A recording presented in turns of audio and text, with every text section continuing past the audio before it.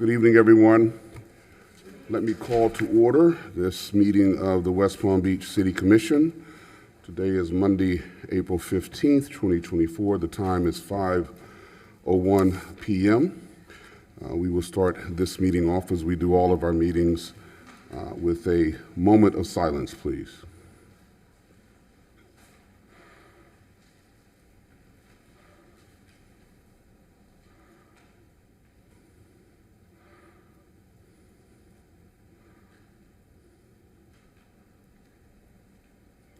Madam President, can you lead us in the Pledge of Allegiance?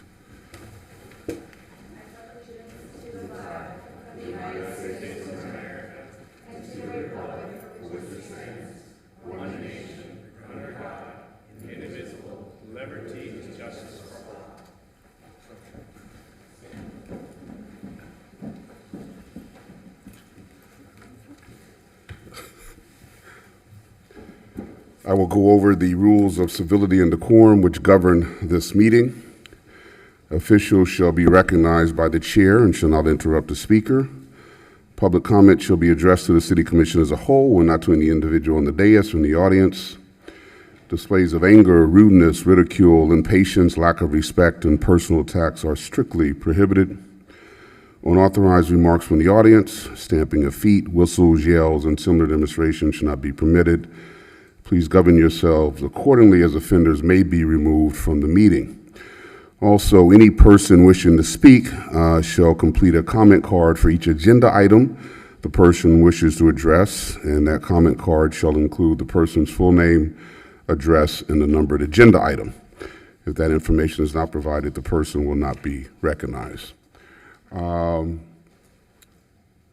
City Administrator, are there any additions, deletions, reorganization of the agenda? Yes, Mr. Mayor.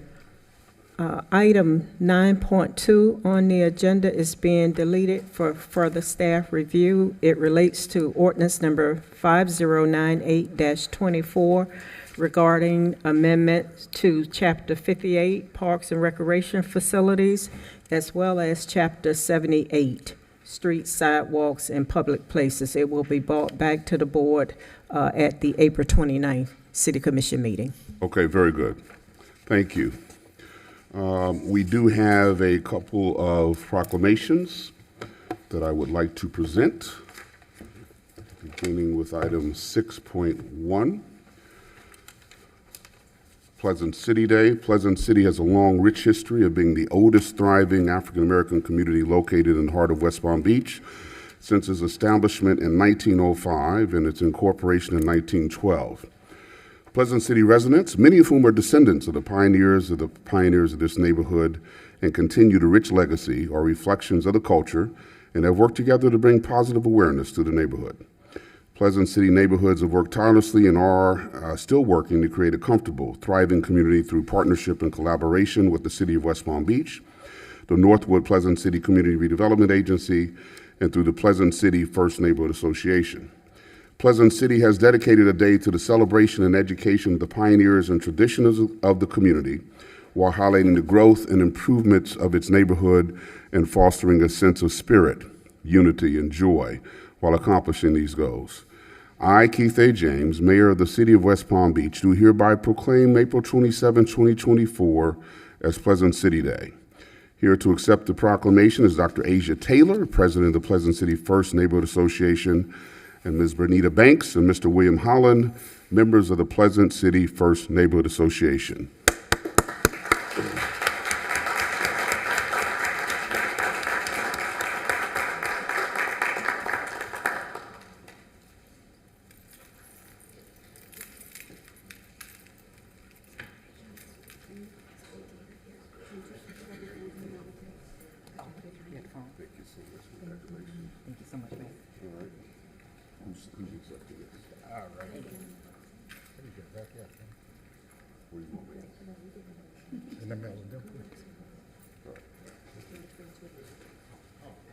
But you can put your hand on it too.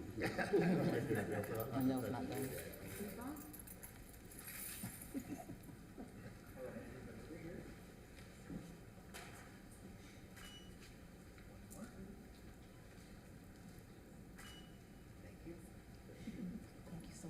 Someone want to say a few words? Yes, April does. Say a few words? On behalf of the Neighborhood Association, Pleasant City First, I would like to thank you, the City of West Palm Beach. I know that we've been working hard together. I think Commissioner Ward, you've been doing a job with us and putting in your best foot, and Erland has been helpful. You guys have all been putting your best foot forward. I would welcome you all to come to Pleasant City Days celebration on April 27th from 12 p.m. to 6 p.m. at Blum Park in 23rd and Spruce. Thank you.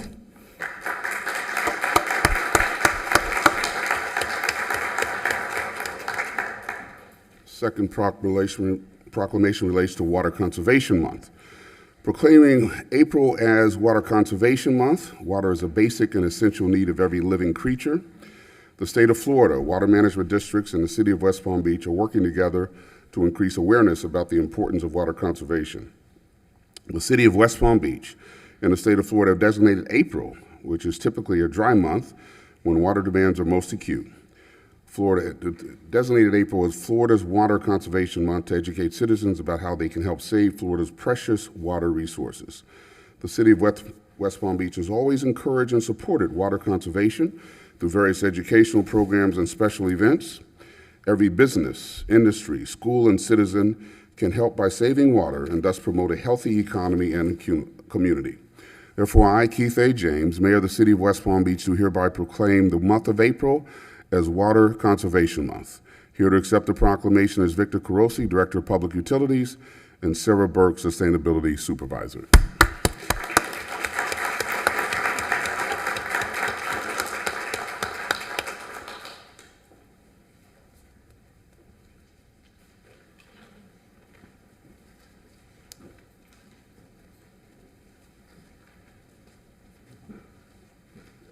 Both touch this.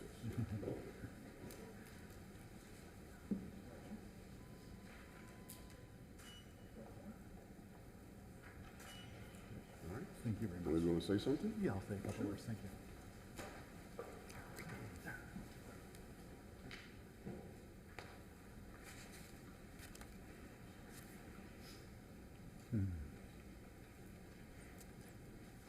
So, good evening, Mayor, City Commission members. I'm Victor Carosi, Director of Public Utilities for the City of West Palm Beach. I'm joined tonight with Sarah Burke, who is our Sustainability Supervisor with the Office of Sustainability. Just want to say, April is Water Conservation Month here in Florida. Started in 1998 through the Florida section of the American Water Works Association, this is an effort to bring awareness to water conservation. Here in West Palm Beach, our Office of Sustainability is dedicated to making water conservation a part of everyday life, from implementing a pilot urban irrigation program to improve the use of irrigation efficiently, or the home improvement programming encouraging the use of water-efficient toilets and plumbing fixtures, to partnering with universities such as the University of Florida, the Florida A&M University, and the Institute of Florida, the Institute of Food and Agriculture at the University of Florida. Our sustainability office is central to water conservation message. Some of the ongoing programs that we promote include rain barrels. Since 2016, over 1,000 rain barrels have been given to residents for free. This has the opportunity to save over 60,000 gallons of rainwater during each rain event. High efficiency toilets, funded in part by the South Florida Water Management District. Since 2012, over 5,000 toilet rebates or credits have been distributed to residents here in the city and businesses through a high-efficiency toilet program. These have a potential savings of over 240 million gallons of water.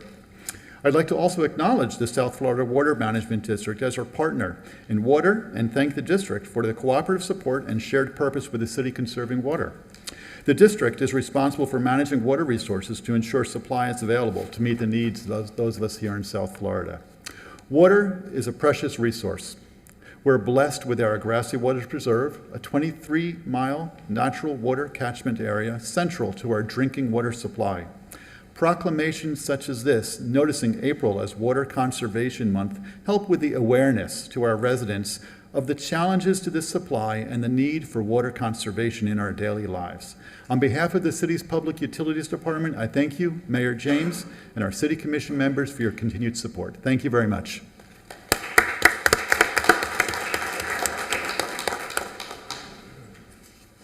Thank you. We will now turn to the consent agenda, items 7.1 through 7.7.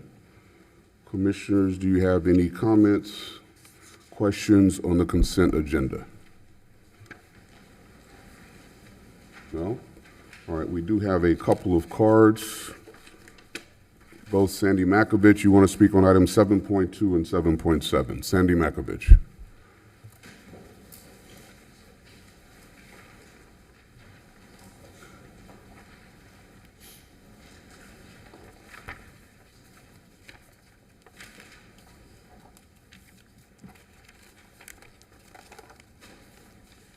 Sandy Metcavich, West Palm Beach. 7.2, Resolution Number 48-24, approving a donation in the amount of $7,315 by the West Palm Beach Police Department of forfeited property seized during a criminal investigation through the not-for-profit 501c3 organization, Little Smiles. I am not knocking Little Smiles. From what I understand, they do a wonderful job with very young children. I published a story this morning, you all got it. Little Smiles has, according to their 990, which they give to the federal government, they have over $1 million in net assets. Over $1 million in net assets. In 2019, after Keith James was elected, very shortly after, he hired City Administrator Faye Johnson, and he cut the funding to the PAL program, also run by the West Palm Beach Police Department. The city gave $100,000 to the PAL program yearly. They cut it. Okay? They sold their football equipment to the residents that took it over for $2,000. The helmets have to be certified every 2 years. The helmets failed. They didn't pass the test. They wouldn't protect young heads. These football players are men of color. They're young black children living in the North End where crime is rampant. And Keith James took the funding from them. So instead of on a field playing football, they're being recruited by the gangs. Give that $7,000 to the PAL program. It's the Rams now. If you need more information, I'll be happy to supply it. Little Smiles, like I said, this is not a rip to them. They don't need the money. The Football League Rams need it. Thank you. Thank you very much. You also wanted to speak on item 7.7.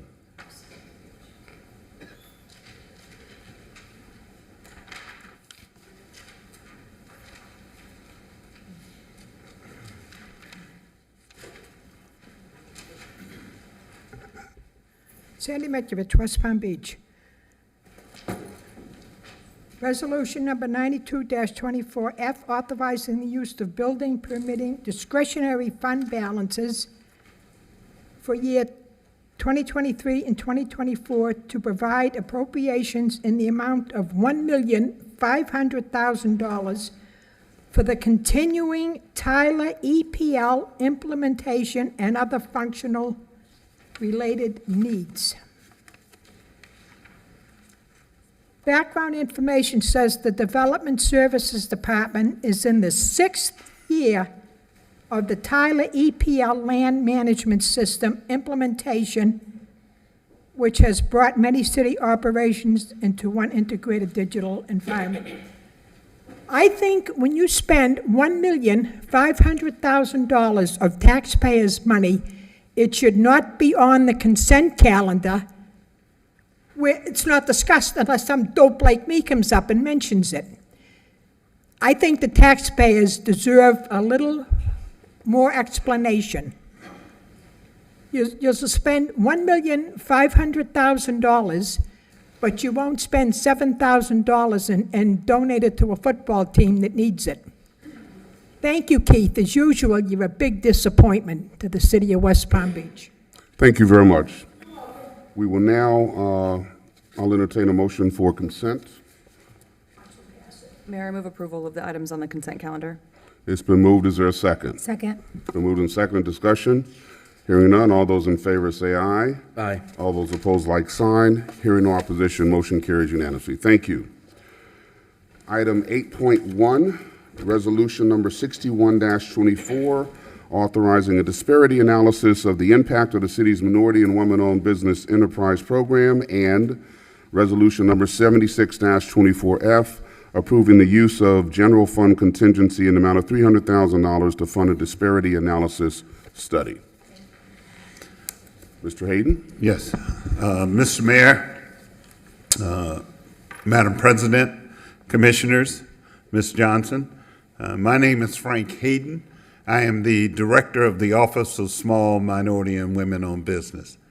And before I begin this journey that we've been on for the last 5-6 years, I'd like to give some personal thanks to certain people. I'm going to start with you, Mr. Mayor. It was 2019 that you approached me of taking on this responsibility on a full-time basis.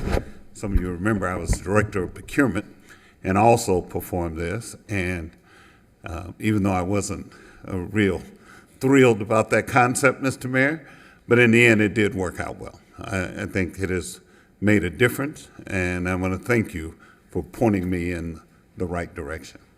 For the commission, most of you have been on this journey from this concept to where we are now. And I want to thank each and every one of you because you've always been there to support us in our efforts, and that has helped us to achieve the goals that we have undertaken. And then, Ms. Johnson, I want to thank you because you've always made the funding available for us to accomplish what we needed to accomplish.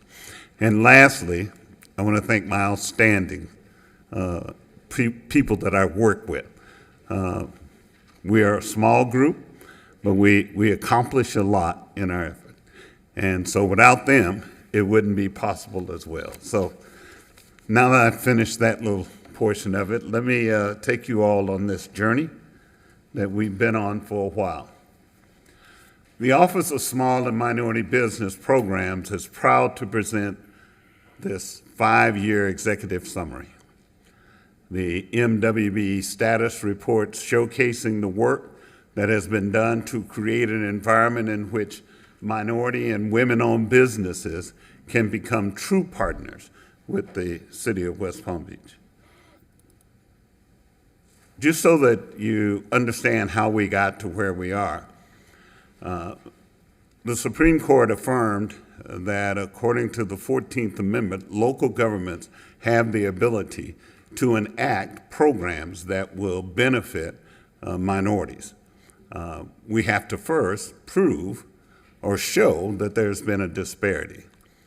And so when we started on this journey, we hired a firm of Mason Tillman, who did a study which put together the data, which then enabled us to create our minority and women-owned business. The goals and the work of those for this small business program are centered on increasing the percentages of city contracts awarded to small and minority and women-owned businesses. That work included, but is not limited to, setting standards and goals for our city and prime contractors, educating business owners on the M/WB business certification process, assisting business owners with the certification process, and collaborating with other government agencies on streamlining certification requirements. And then last, and I think the most important piece, is tracking dollars to ensure that those prime contractors are paying and abiding by what they agreed to do. But the thing that we discovered in this journey was getting firms certified, making sure they got opportunities to perform work, was just the tip of the iceberg. What we discovered in there that a lot of these firms required a little extra assistance. I've said it a lot of times when I'm out speaking. You can find people who will be able to put windows in and doors in, but at the same time, they don't know how to market their business, they don't know how to sell their business. So we partnered with a number of entities to do free marketing consultation so that businesses understood what that process was about. For a lot of our construction contracts, it requires firms to be bonded.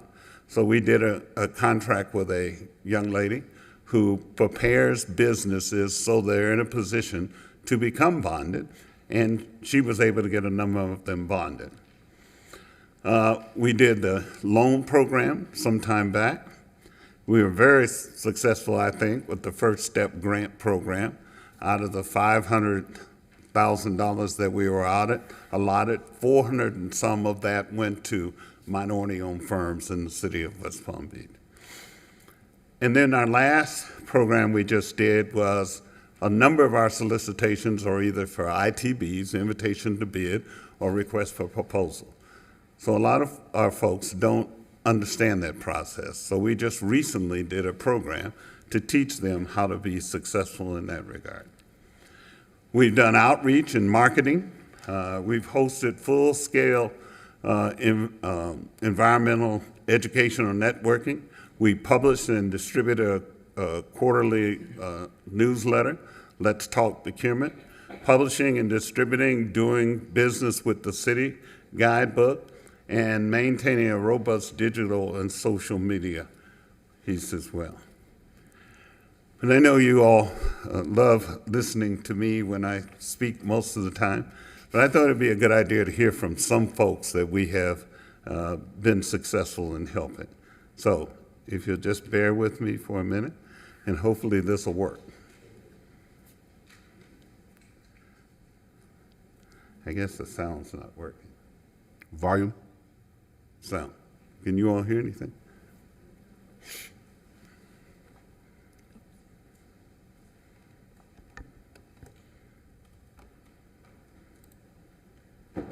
No, it's there, but it's just not sounding. Okay. In rehearsal, all this worked. So, story of my life. But anyway. Hold up. We do have. Do we have IT here? Somebody to help with that? Don't give up so easily, Mr. Hayden. Oh, yes, sir. I didn't want Usually more persistent than that. Yes, sir. I just didn't want it to carry on for too long in terms of trying to get this done.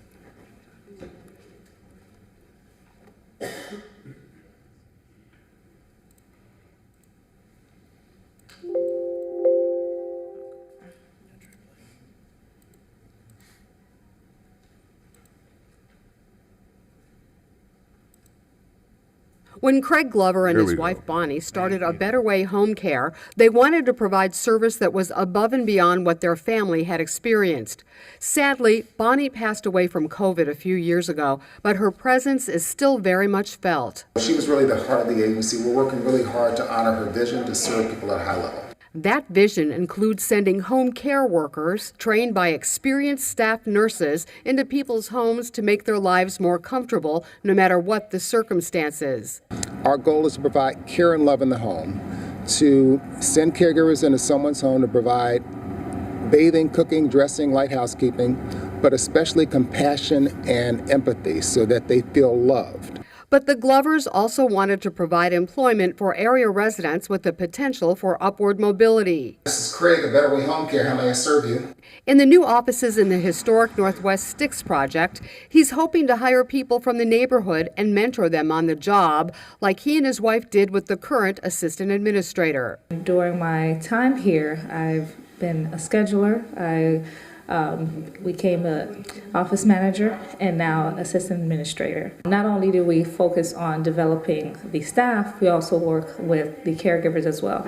So we've had a lot of caregivers who start off as HHAs, home health aides, CNAs, and while they're working as a caregiver, they're also in school to become RNs. The company is settling nicely into the new buildings, in part with the help of a First Steps grant from the city of West Palm Beach. He used it to buy furniture and also to do the blinds and so forth for the place. And I'd like to think that we helped him to make it look like home. And now they'll continue their mission of helping others in the office as well as in patients' homes and giving back to the community they love. This is Cheryl Kahn reporting for WPB-TV. If you'll share one more. Absolutely, go ahead. 3 generations were keeping an eye on this family-owned shop as Camille's Flowers and Gifts geared up for a busy day. That's what Grandma does. Camille Bunch started the business 30 years ago while working full-time as a nurse. Juggling the demands of a high-pressure job at St. Mary's Medical Center with responsibilities at the store for 8 years, Camille finally retired from nursing and focused on flowers, her longtime passion. They make you smile. And I realize that if I'm making someone smile, then that's well and good. Over the years, more and more relatives helped out in the store, from Camille's mother and husband, cousins, and finally, her 2 children. I actually want him to come back. Her daughter Kimberly and son Jeffrey are now running the shop for the most part, bringing in new ideas and techniques like a computerized system to track deliveries in real time. I just crafted it here, and I've seen it work. I've seen it from start to finish. Everything is organic. With the help of the West Palm Beach Community Redevelopment Agency, they bought this building, part of the Sticks project in the historic Northwest, where former shotgun-style houses have been updated and preserved a block away from the renovated Sunset Lounge. A First Step City grant is being used for some new equipment. But whatever changes they make, they still plan to hang on to those personal touches that make a small, family-owned business so special. You can come in and tell us your ideas, your thoughts, and we'll help shape the vision so that you can communicate exactly what you want to say. And no pressure on Jeffrey's 10-month-old daughter, London. Just don't put it in your mouth, London. But they're also hoping to keep Camille's Flowers and Gifts in the family for a long time to come. This is Cheryl Kahn reporting for WPB-TV. Beautiful. Hopefully this will work.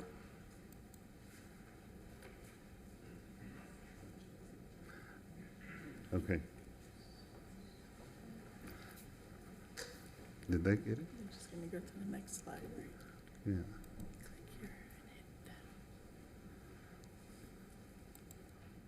There we go. Okay. This is not my expertise, Mr. Mayor. You're doing fine, Mr. Higgins. Thank you, sir. Thank you. This chart here, I think, is very, very, very important because we started this journey in 2019, and in 2020, as you can see, there was not a lot of dollars that we were using to generate for minority and women-owned businesses.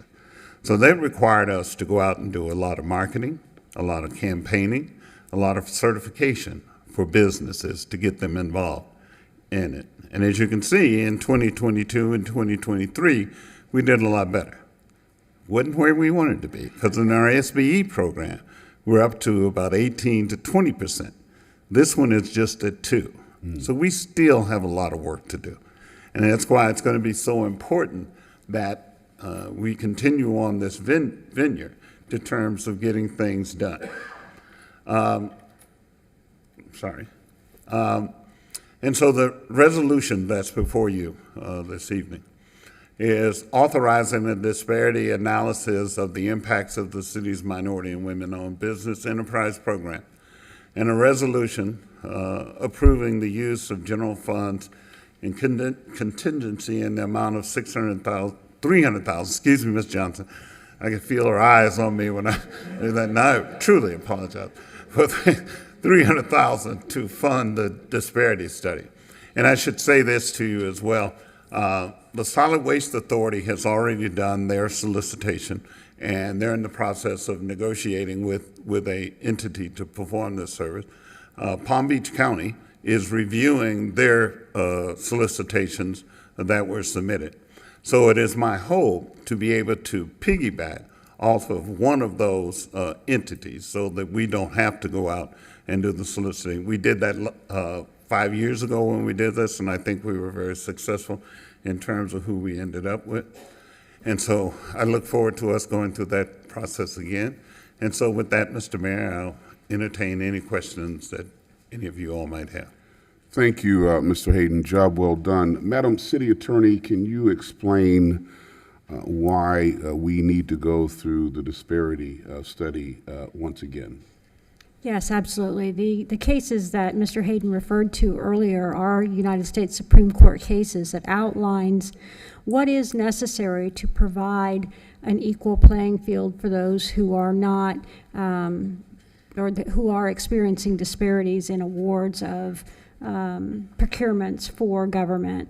The case law also looks at a period of time for which that information may become stale, and there's nothing explicit, but it's like 5 to 7 years that your program should operate, and then you need to re-look at the analysis and see, is there still a disparity that would support continuing the program? So that's where we're at. We're at that time where we need to make sure that our data is not stale. Okay, very good. I wanted to make sure we had established that for the public's information.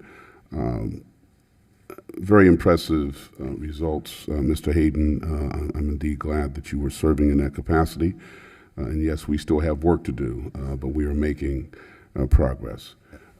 Comments, questions, commissioners? Commissioner Warren. Good evening, Mr. Hayden. How are you? I'm good. Good. Thank you for the presentation. Great information. It's wonderful to be able to look at the track of progress, and so thank you for the 5-year review.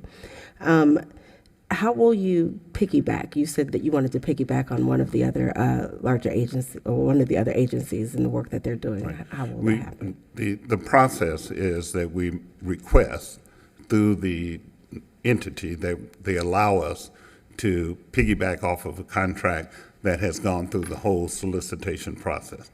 And then we will have dialogue with that entity and see if we can negotiate a contract to utilize them for the same services they'll be providing for either the county or the Solid Waste Authority. And that'll be so they don't have to start from scratch, and so that it will provide an opportunity for it to be less expensive. That's what our hope is, okay. Commissioner. Yes, ma'am. Thank you. Yeah. Commissioner Lambert. Thank you, Mr. Hayden. It was really great to kind of look back 5 years and see how far we've come. And I'm glad that you have the experience in procurement. I think that goes a long way to helping prepare our businesses and make sure that they have the skills and the resources they need to competitively bid for these. I was just curious, do you recall what we paid for the original disparity study? It was a little more than $100,000. I think it was maybe close to about $150,000, if my memory serves me correct. And yes. The increase, can you talk a little bit about, is that 5 years later, the cost of inflation only, or is there additional goals and evaluation, or we now have 5 years of data for them to evaluate? We do have the data for them to evaluate, but we came up with a number in terms of how the price of everything seems to have increased. And so we wanted to make sure that we had adequate funds to be able to negotiate. It is my hope that we'll be able to negotiate something far shy of the $300,000. Understood. Thank you. Commissioner Fox.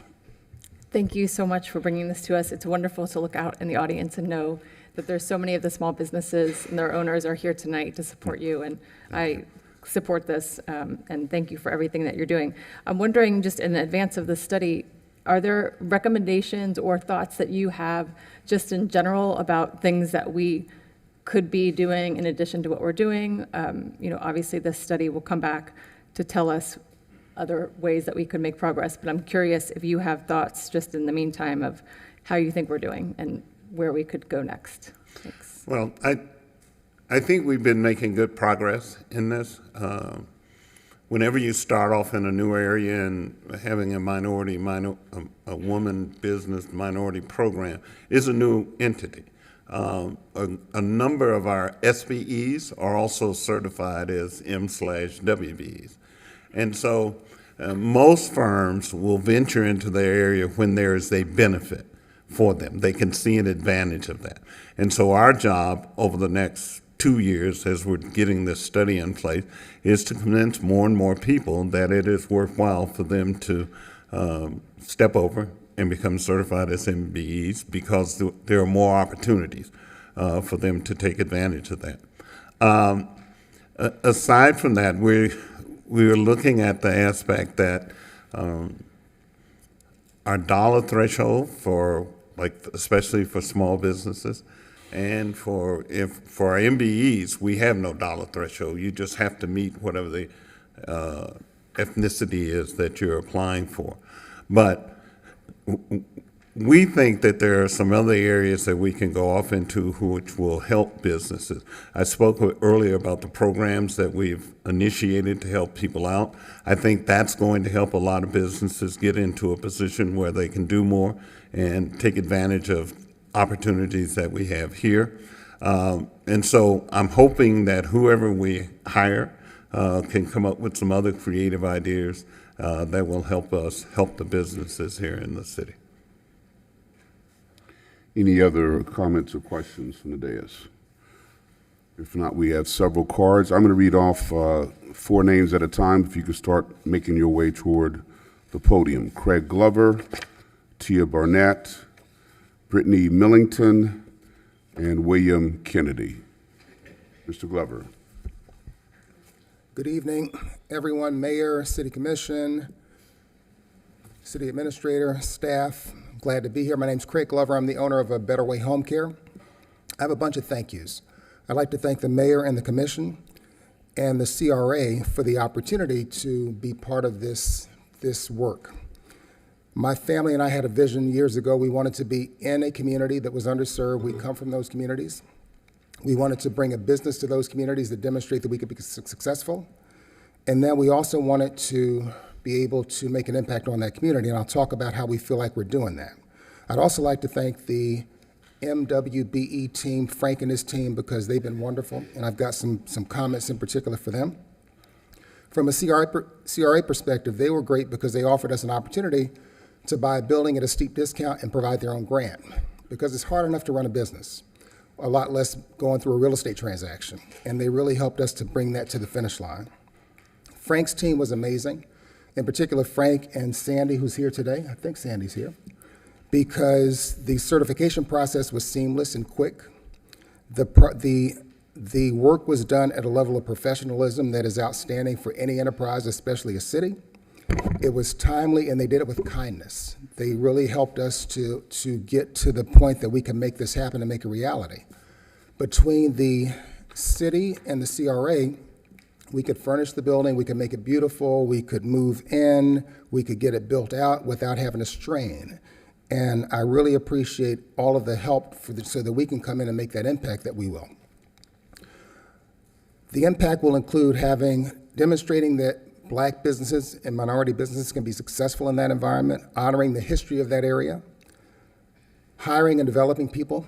In the video that you saw, we talked about our desire and our ability to take people from beginning a career to building a career, and we want to find more people in the community that can do that.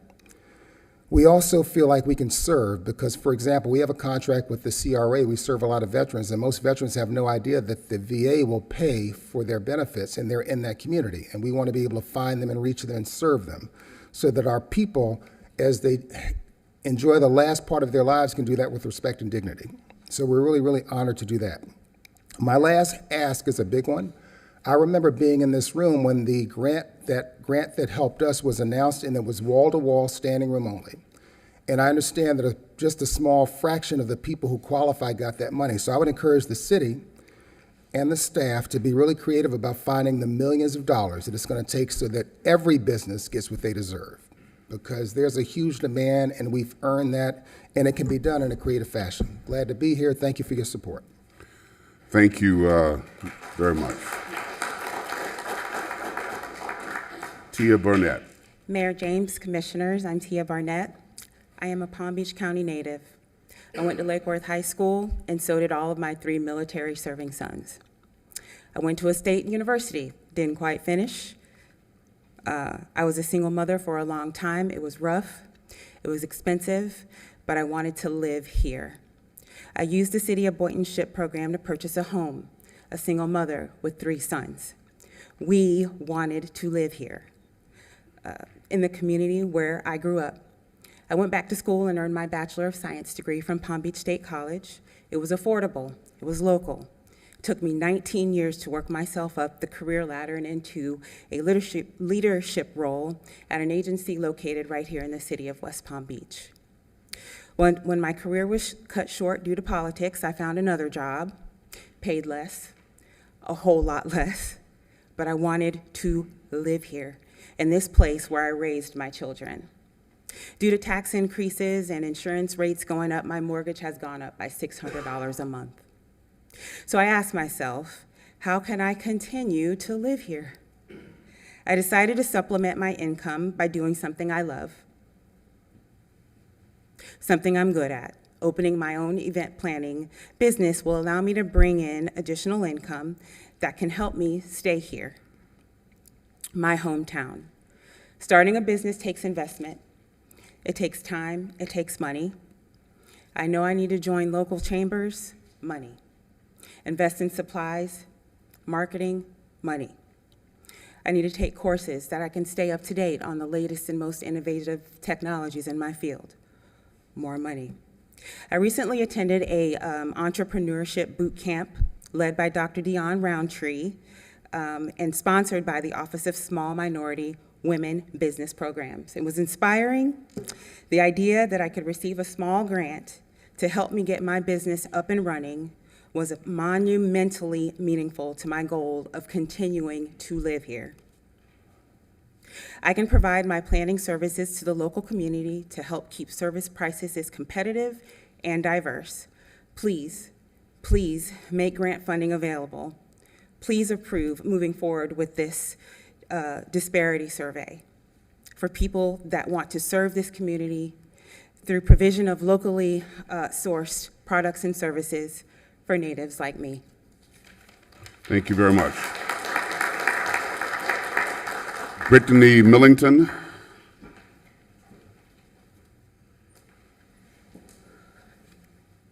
Hello, Mayor, Commissioners. Excuse my allergy-filled self today. But I'd like to say that on my first move to West Palm Beach and started my business full-time, I wanted to work with the local community. I wanted to work with small businesses and get to know them. And through networking opportunities, actually back in 2019, I started to go to these events and start to network, and I started to find out about the opportunity to become a certified business. Fast forward, because of being able to become certified and learning so much through this department, I've been able not only to bid and win contracts through them, but also been able to fulfill the opportunity to help small businesses. One of the things they mentioned was the marketing consultations, which I've been able to help out with, and also to many businesses have been able to benefit from that as well. And I see personally how many small businesses over the past years of partnering up with, especially closely with Frank and also Sandy as well, that small business do need help. They do need training, they do need understanding. So providing the funds that they need to continue this program is going to benefit the city and also the small businesses that are thriving or wanting to thrive and to stay in business in the city, because that's something they want to do. So continue to help this program in their department, to make sure that the businesses who want to be here can stay here, can thrive, can compete. And that's all I have to say before I get all, whatever. But again, thank you again for the opportunity to be able to present the information tonight, and also for wanting to help the department out, because again, they do work closely with a lot of small businesses. I just want to let you know that I'm one of them. So please continue to support their efforts. Thank you. Thank you very much. William Kennedy. Mr. Mayor, Commissioners, everyone here, I want to just say thank you. My name is William Kennedy. I'm the proud owner of the SBE MWBE Kennedy Project Management, thanks to Frank Hayden and others. One, thank you, I owe Mr. Kevin Walbright, the Director of Engineering Services, because he told me, go with an SBE. I said, what is that? Once he educated me and I applied, passed, great. I've been consulting with City of West Palm Beach, first in IT and then engineering services, since October 2018. I ended the consulting last June, but it's been a fantastic ride. I have trained project managers here. I'm proud of that. I have implemented Smartsheet. You may say, what's Smartsheet? Smartsheet was used for the $30 million Parks Bond 2020 program, Gather Everything. Mondo knows about that. And also the $59 million sales tax program, put all of that together, and in the $300 million capital improvement program, all of that I am proud to say I had a good hand in. In fact, I noticed recently City of Lake Worth Beach had a similar that you have on your website with their capital improvement projects, and I said, I know where they got it from. But copying is good. So I have grown and grown and grown. I do a lot of training with project management. I train people really all over the world, virtual training, and I'm just happy for this program. I never knew what an SBE and MWBE was, but now that I do, I'm going to keep growing, and I thank you. This program is definitely needed. Thank you. Thank you very much. And I got a few more cards. I'm going to read off 4 more names. Please start making your way toward the podium. Bruce Lewis, Paula Humber, Karen Bowman, Tanya Rich. Mr. Lewis.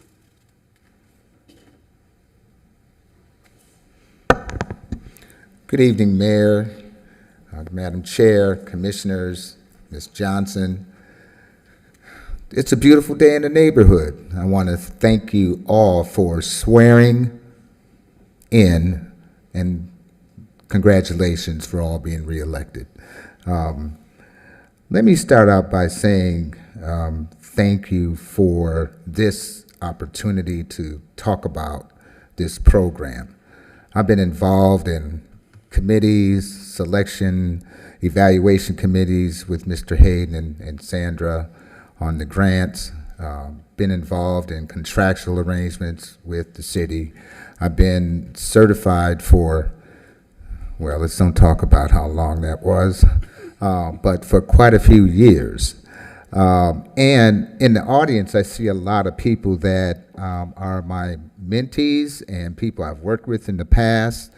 I have a joy for standing up for small businesses and seeing them stand up to such a wonderful opportunity that's been provided.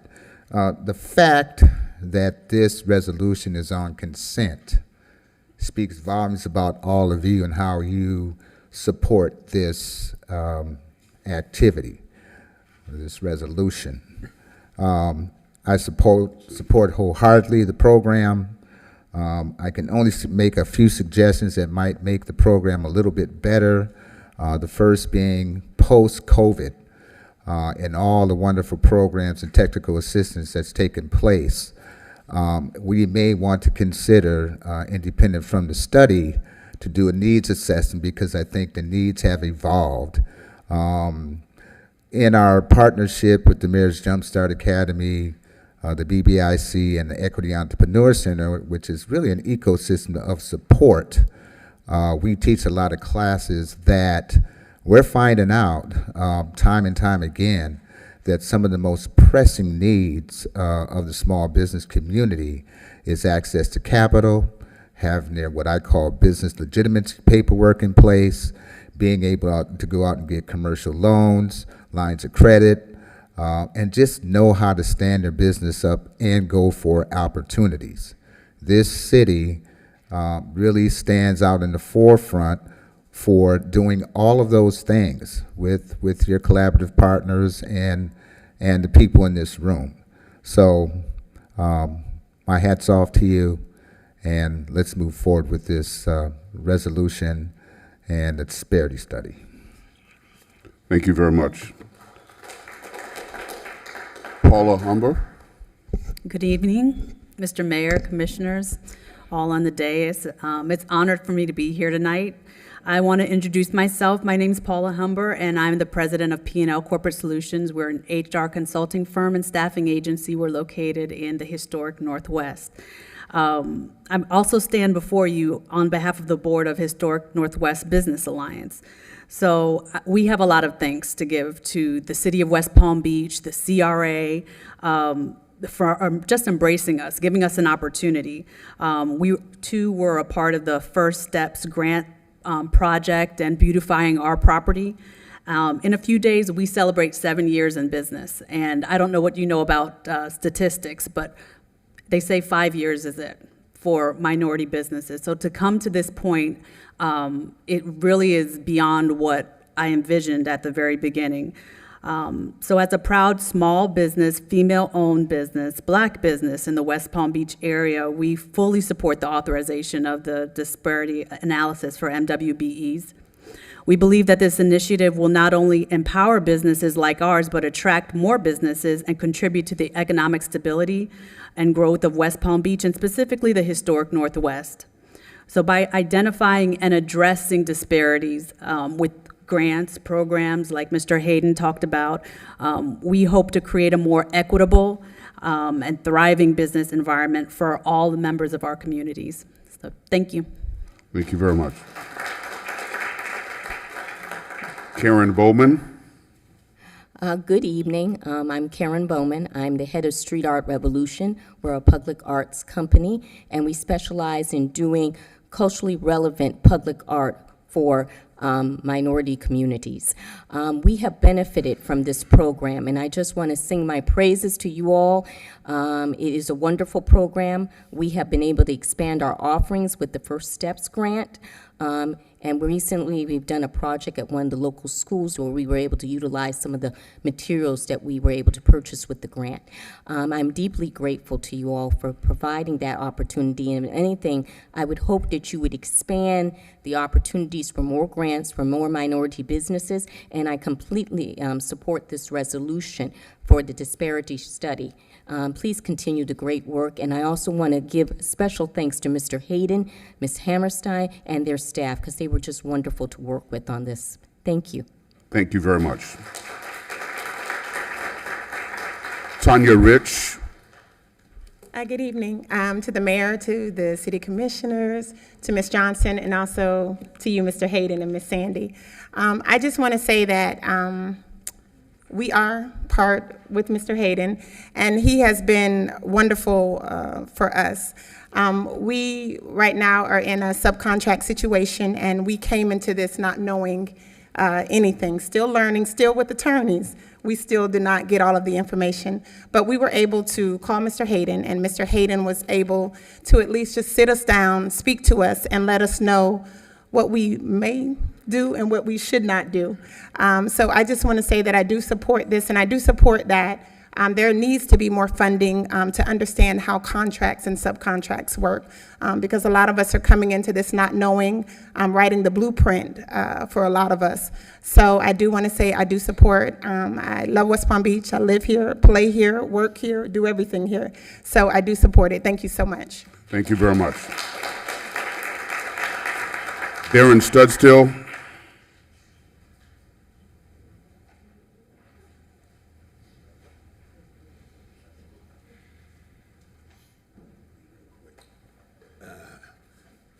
Good afternoon, Henry Darren Studstill.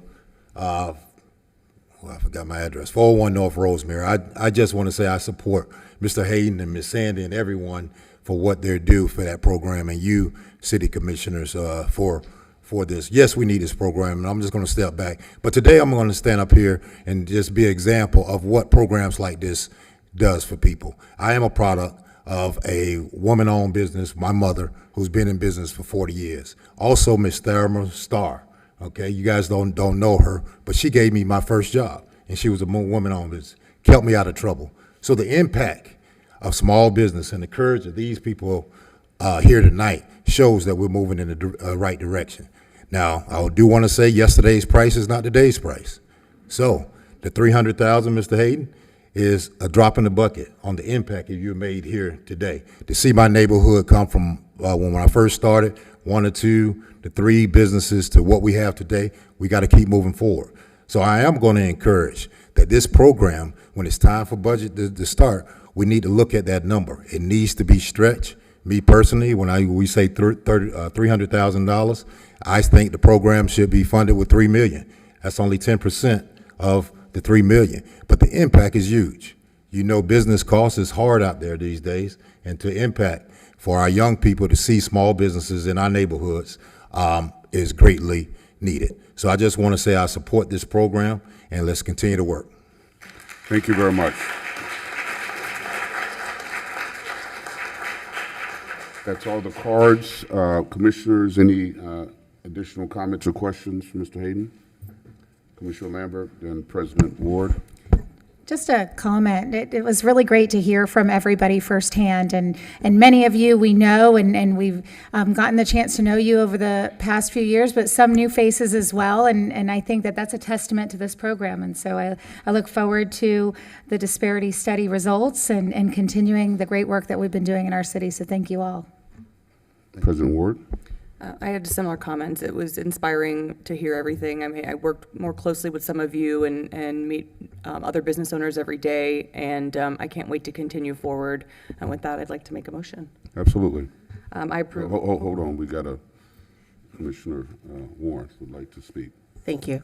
I would also just like to acknowledge the tremendous difference that I've seen over the last 5 years. And I want to say that about 10 or so years ago, we did a windshield survey of the historic Northwest and the businesses that were there. And I would love to see an opportunity to kind of capture, look at that information again, see the businesses and how the community is changing, the progress that's being made, I think is very important to share with us as a whole. Thank you. Thank you. Now, President Warren. Thank you. Mayor, I move approval of resolution number 61-24 and resolution number 76-24F. It's been moved. Is there a second? Second. Been moved and second. Discussion? Hearing none. All those in favor say aye. Aye. All those opposed, like sign. Hearing no opposition, motion carries unanimously. Thank you. Thank you, Mr. Hayden.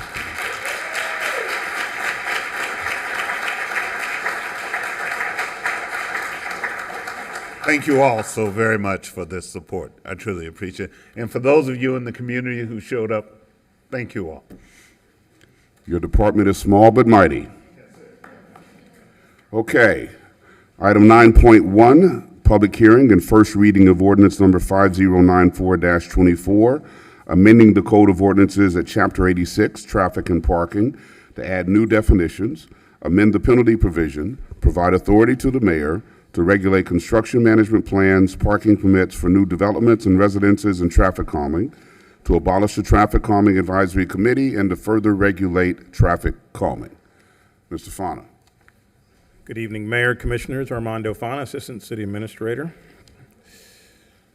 So we are looking at amending several items within Chapter 86 of the City Code, including Article 1, which is just some general language, Article 4, which includes a construction management plan that we'll talk about, adding an addition to Article 4, which is going to be the issuance of a residential parking permit program, and I'll spend a lot of my time on that, and then amending Article 5, which is traffic calming.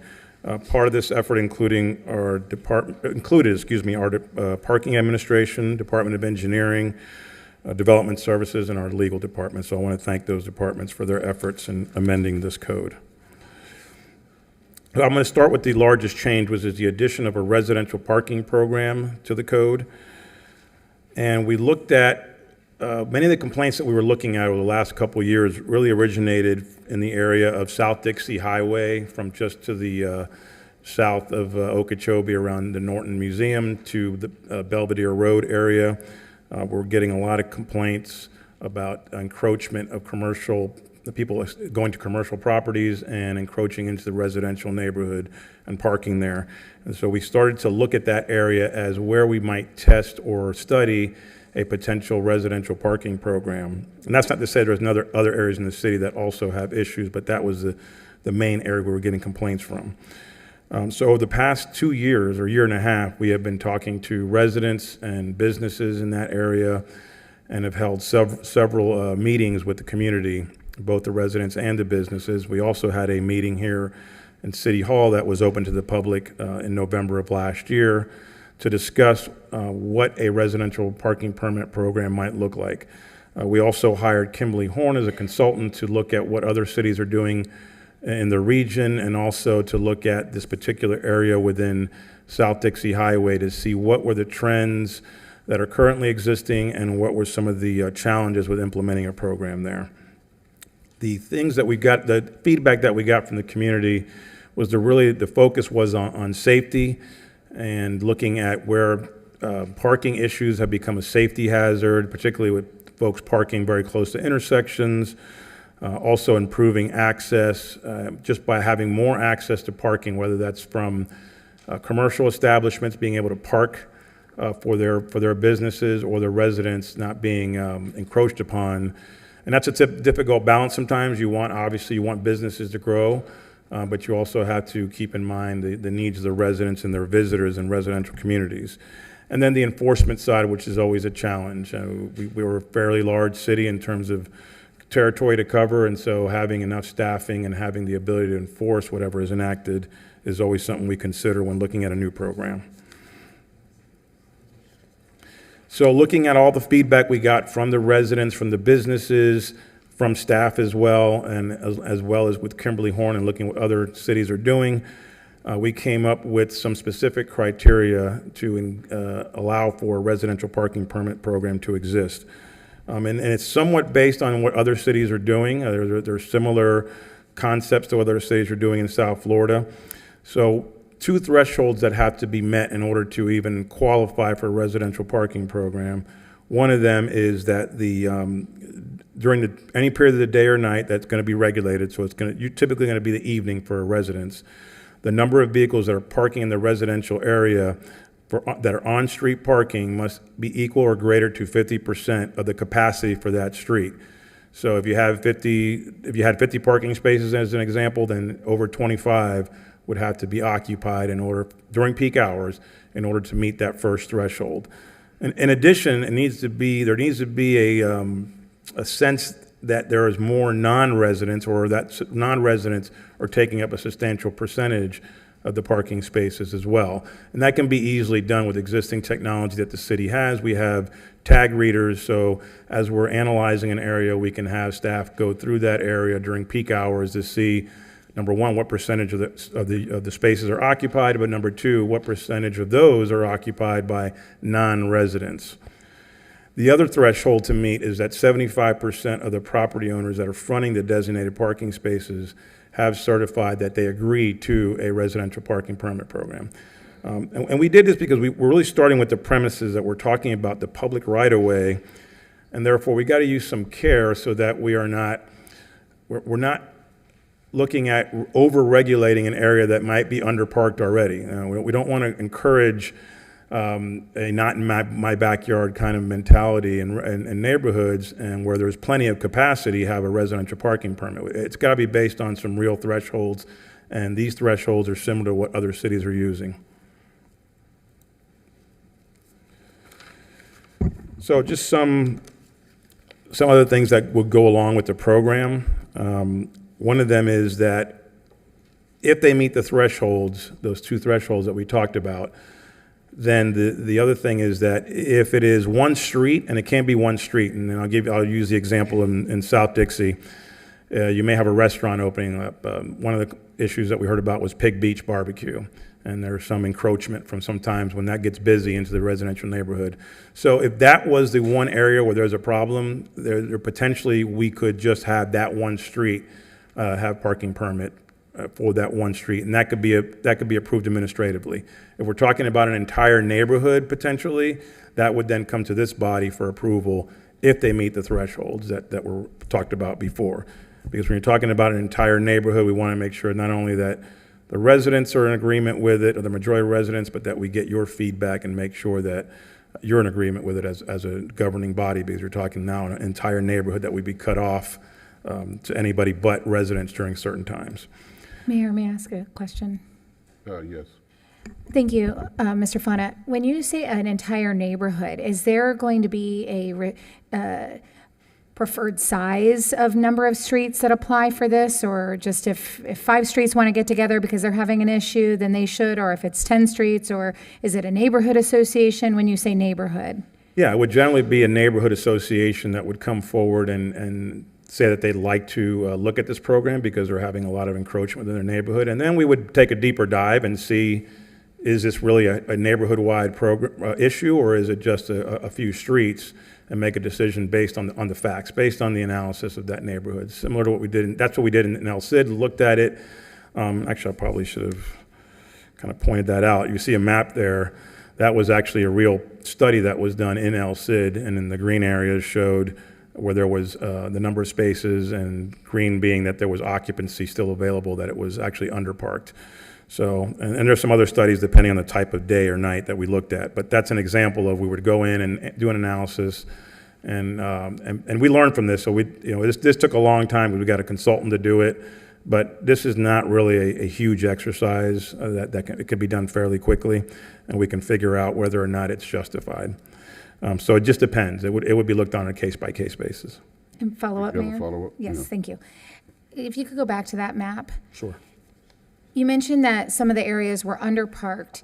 The areas that we heard the tremendous amount of complaints in, do those areas qualify under these criteria? So we actually just updated the data for El Cid, and the data that was updated, there would not be any streets that would qualify for the 50% threshold.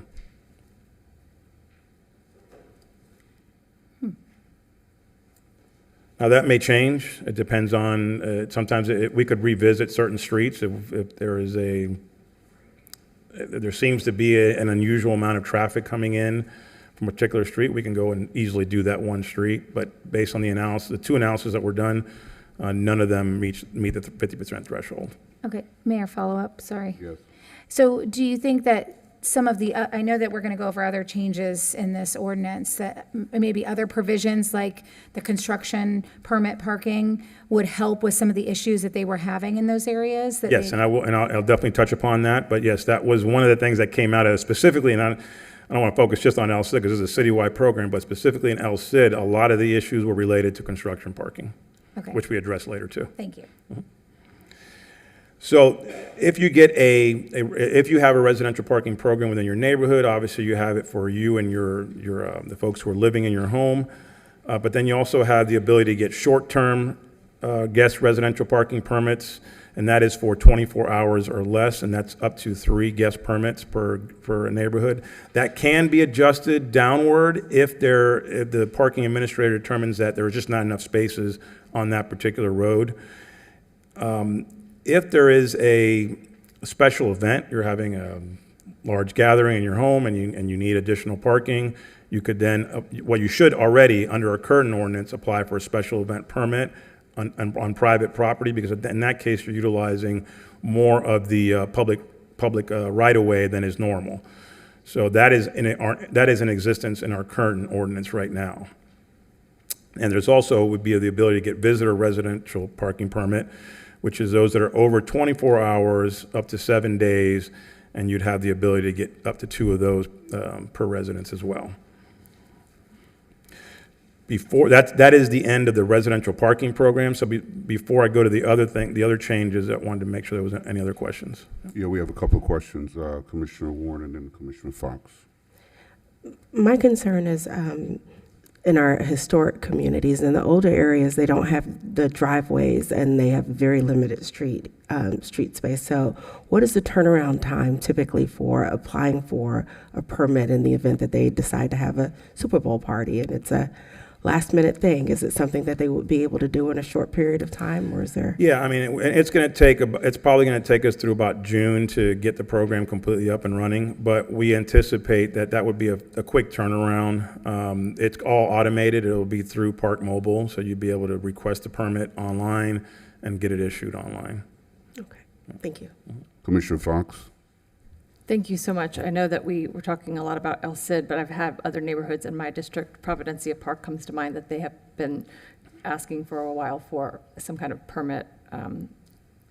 So I'm curious, how does a neighborhood, I guess, what's the first step if Providencia Park wants to look into this for their neighborhood? And you talked about, I think 75% of the neighbors have to sign on to it. I guess, what's the first step for them to come forward to us and explain, the needs, and then what happens? Do they come to you? How does it work? Yeah, there'll be an application process, and that after second reading, that'll be available, but it'll be similar to what you have, for example, for traffic calming, where there's an application that is submitted to the city. It's then evaluated, and then we would begin the process of evaluating the specific issues on that street or that neighborhood to see if it qualifies. Commissioner Baduzzi? And I apologize if I missed this, if you've gone over it already, but could you talk a little bit about what the signage will look like on these streets where they do have these residential parking zones? I mean, will there be signs that notify people that are looking for parking that you've entered a residential parking permit only zone from this time to this time, so that they're aware of the prohibition against parking in that area? Yeah. You hit the nail on the head. That's exactly what the signage will look like. It'll have the time, the hours, and the days that the restrictions are in place. We actually have a couple of areas that have been, I wouldn't say grandfathered, they were done a long time ago, where we have resident parking permits now. They're the paper kind. We're moving away from that. It's all going to be electronic, but those currently have the signs that, like you say, that designate those areas with the times.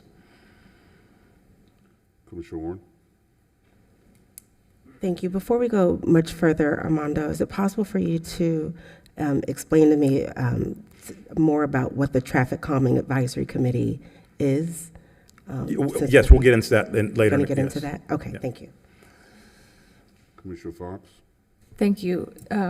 How will this be communicated, I guess, with the neighbors that we're actually moving forward with this, whether or not, I mean, obviously El Cid probably is already aware of it. Other neighborhoods that we might not be aware that have issues that might want to opt into it. And also, once a neighborhood adopts it, how do we communicate with let's say 25% of the neighbors that didn't want it, but how do we communicate with them that it's moving forward anyway?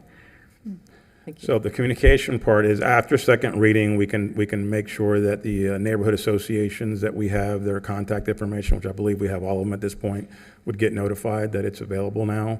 And I'm sorry, what was your second question about the 25%? Just after a neighborhood adopts it, I'm curious to communicate with neighborhoods that this is going into place, but then also if their specific neighborhood does adopt it, just making sure that all the neighbors know about it, even if they weren't on board. Yeah, we'll have to think through that, but typically if you're talking about an entire neighborhood, it's going to be through the neighborhood association, and they would be the ones that would be communicating with the entire neighborhood. But we can probably adopt something where we can send mailers to the specific neighborhood, specific residents in that neighborhood. Plus, they would have to the ones that would have to sign off, we'd have obviously their contact information. For the ones that didn't sign off, well, if they didn't sign off, or they signed off, they didn't want it, they would probably know about it. But we would figure out a way to communicate with them. They'll see the signs. That's right. Yeah, they can see the signs, right? Commissioner Lambert. I really appreciate the city's approach to prioritizing and figuring out how we're spending our resources, whether it's through paving or determining whether or not this, would be feasible in a certain neighborhood. So I appreciate the criteria that you've listed.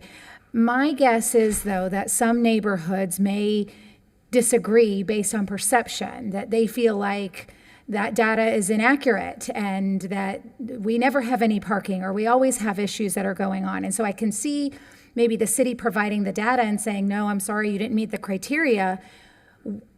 Have we thought about, maybe is it once a year that they could reapply, or when, because they might say, well, things have drastically changed from the last time we applied. There's a new business on this street now or something else is going on. I'm just thinking ahead. Yeah, no, absolutely. If there's new businesses that have come online, that could have an impact. So yeah, it would be case by case, and if there is additional impacts that have been added to the street, or that neighborhood, we would definitely reevaluate it. And there's no reason why we wouldn't do that. Thank you. President Ward. But to follow up on that, so what is the limitation? How often would one be able to, would an association or a group of residents be able to apply if they got rejected then? I don't want to put everything in as part of the code. I think it'd be reasonable. Obviously, if we've evaluated it and 2 months later they're coming back and wanting us to reevaluate, we'd probably wait a little while unless there was a change in conditions. But a year later, if conditions have changed, and I think that's reasonable. Follow up, Mayor. Yes. Just to piggyback on a concern you brought up in your response when you said El Cid currently none of them would meet that threshold. This is a neighborhood that's not in my district, but that I've heard has just serious concerns with parking. So are we adopting something that one of the areas that is saying, look, we're having a problem? I know I've seen it personally, and I don't look at the data, but are we adopting something where the threshold is not going to be met by even a neighborhood that's been saying, hey, we got to do, they've been leading this. So I'm just. So one of the things that we found as we had more meetings with the neighborhood and talked to more people was that, and they saw the data, was that there was a realization from a lot of the residents that it might not be needed, and that the construction parking issue was more of a problem. There might be one or two, like I said, it might be one or two streets where there's an issue certain times of the day, but generally speaking, sometimes perception is not reality, and so you have to have data to back it up.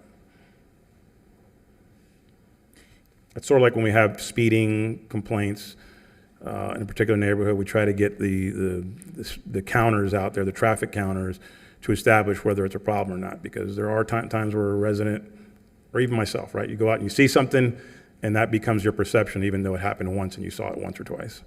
Commissioner Lambert. To that point, at some of the community meetings, there was even some concern. Residents were asking for a parking permit program, and then we started talking about a little bit about the parameters that would have to go into this, that then they had some concern with that. So maybe they learned along the way that, and I know we're going to talk about like the construction limitations. Question, when I was reading through the ordinance changes, I saw the restriction on the number of short-term and visitor passes. Is there a restriction on the number of resident passes that would be given per household? I didn't see that in here. On residents. I'll ask the parking administrator, but I believe that the restriction will be based on the particular circumstances on that street. So like as Commissioner Ward was saying, or was it Commissioner Fox? I can't remember. Somebody was saying about how historic districts, sometimes there's no driveway, so that would be a potential impact of how many. So it just depends, I believe, on the street, but I'll let you kind of talk to that. Ed Davis, City Parking Administrator. Good evening, Mr. Mayor and Commissioners. A lot of the restrictions that we talked about imposing on the residents had to do with the number of spaces that were available in their residential driveways. If they've got spaces available in their driveways, then of course the number of permit that would be issued to them would be limited depending on, I guess, the number of folks in the household. But if you've got, in some of the areas in El Cid and some other places that we looked at, there are driveways that are 40, 50 feet long that can accommodate 3 or 4 cars, and there are some multi-residential buildings that don't have driveways, that have to be parking on the street. So the determination is going to have to be made on a case-by-case basis. Does that answer your question? It does, and I just want to, as a follow-up, say thank you. I know that this is a place that we start with this, and Mayor and administration, I just really appreciate all the time and effort that you've put into this and listening to the residents, so thank you. No problem, thank you. And I think we have to continue to be driven by the data. Absolutely. So it's not necessarily we're not always responding to just the loudest voices, but there is a process, and we are a city that governs by data and not by loud voices. Absolutely. And if I just might add, there's another factor in determining this. Also, it determines on the width of the street. There's ordinance exists right now about the width of the street and the flow of traffic and it gives the traffic engineer of the city the authority to determine whether parking is authorized on both sides of the street, one side of the street, or neither side of the street, depending on the width of the street. And that relates specifically to safety reasons when you're talking about emergency vehicles, trash pickup, and their ability to be able to perform their services if parking is just allowed anywhere on the street. So that's been taken into consideration as well. Okay. Can he continue with his presentation, please? Any other questions on this point? Okay, proceed, Mr. Fana. Okay. So let's talk a little about construction parking. I mentioned it before. So some of the complaints in the residential neighborhoods have really result of construction vehicles. And we've seen a lot of construction in single-family residential neighborhoods over the last few years. There's really been an explosion and you don't get a lot of publicity about it. You hear like the big shiny buildings, but there are a ton of redevelopments that are happening in single-family residential neighborhoods as well. So to better control the parking construction vehicles in residential single-family neighborhoods, we're amending the code to require traffic management plans for construction projects within these single-family zone neighborhoods where more than 2 construction vehicles are parked within the city's right-of-way at any given time. And that's a change in the existing code. The existing code allowed for any proper project over $250,000 was required to submit a traffic management plan. That threshold was actually staff and just about everybody agreed it was too low. I mean, these days, $250,000 gets you a kitchen and a couple bathroom renovations. So we didn't want to be that restrictive. So we upped the threshold to $2 million. However, if you are in a single family zone district, then the number of vehicles that are going to be parked at any given time come into play. And that is what we found, and particularly in El Cid, but other neighborhoods as well, is a lot of the encroachment that is happening is construction vehicles. Sometimes it could be up to 10 vehicles with workers. So if they're going to have that kind of a impact on the city's right-of-way, they need to submit a plan for that and get a permit. The other thing that's been added is a little more teeth to the code in terms of the consequences for not abiding by what has been submitted to the city as a traffic management plan. That's, as I said, it's probably in the top 3 of what complaints that I hear has to do with construction traffic and construction parking.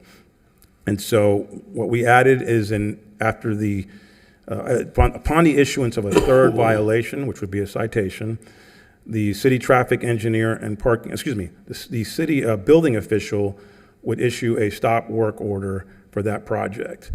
And then the only way that's lifted is once the city traffic engineer and parking administrator have approved an updated construction traffic management plan that they've resubmitted to the city telling us how they're going to comply. This particular provision is similar to what other cities do, including the town of Palm Beach across the intercoastal. And so we thought this was fair. It gives them an opportunity to correct. They got 3 strikes and you're out kind of thing. And that's why I hit somewhere it hurts, which is stop work. Any questions on the traffic management? Commissioner Fox. Thank you. Excuse me. I just want to understand better, if they got a permit because they were doing construction work, but does that solve the issue of where they're going to park? So before they get a permit, they have to submit to us a traffic management plan of where they're going to park their vehicles, and they're going to be limited in single-family neighborhoods to just a couple of vehicles. Actually, up to 5 is the maximum. And depend, again, as Mr. Davis said, each neighborhood will be a little different. If you're in a very narrow street area, we may only restrict to 2 vehicles at any given time, or 1 vehicle. But 5 is the max that we've added in the code within single-family neighborhoods. So that has to, before they can even get their permit issued, their building permit, we have to review and approve their management plan for their parking. And generally, sometimes they'll have to park off-site. We've seen that now with some projects where they have to find an area off-site and then bring people in, construction workers in through a shuttle service or something. Commissioner Lambert. Thank you. So the increase from the construction value from 250 to 2 million was in commercial areas. We've now added any construction project located within a single family residential and or historic district. Right, there's an additional restriction there. Right? Okay, because I was going to say we're increasing the amount, but we never had that restriction in single family home area before. Right, and it was impossible to enforce that amount anyway, so. Great, yeah. Thank you. Any other questions related to construction parking? Yes, ma'am. So in the event that there's a renovation project in a residential area, construction project where, and we know typically there's typically more than one person that comes out to do the work. So are we saying here that with this modification, that when there's a construction project in a residential home that is a typical construction renovation, that they could be limited to the amount of vehicles that they are permitted to have? Yes, so as an example, if somebody's doing a fairly large renovation in a home and they need, I don't know, 4 vehicles at one time? Two. Or 2? Yeah, that would generally be approved, up to 5. But it could be less than 5 if that street is restricted. There's just not a lot of parking there, or there's a potential to be blocking driveways. It could be restricted to less than 5, but 5 is the maximum. So it's case by case. It just depends on that street and how much available parking there is. And we've seen like in some of these neighborhoods, they're bringing in cranes and occupying the city's right of way with no permit for sometimes weeks on end, and blocking driveways, causing major disruptions within a single family neighborhood. But yeah, even in a renovation, if you have 5 vehicles, you're taking up a lot of space within a small area. I'm not an expert on this, but you're saying that there's a use of cranes for small single-family residential? Well, they're not small large single-family. There are large single-family homes that are being built in small residential neighborhoods. Like El Cid is another example. You see mansions going up. Any other questions before he continues to? Okay, proceed, Mr. Fong. Okay, thank you. So the next one is traffic calming. There was a traffic calming committee within our code, but as long as I've been here, which has been about 10 years now, I've never seen that committee or heard of it. So it only existed on paper, it didn't exist in reality.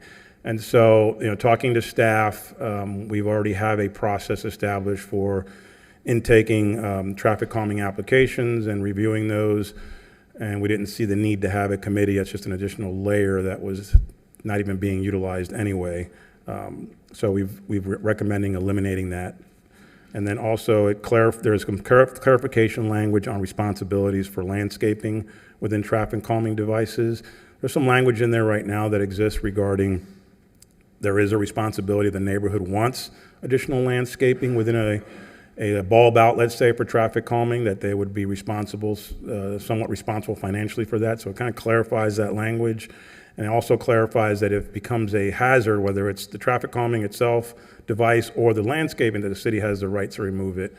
And will notify the residents of such, but if it's a hazard to safety, then we will remove it.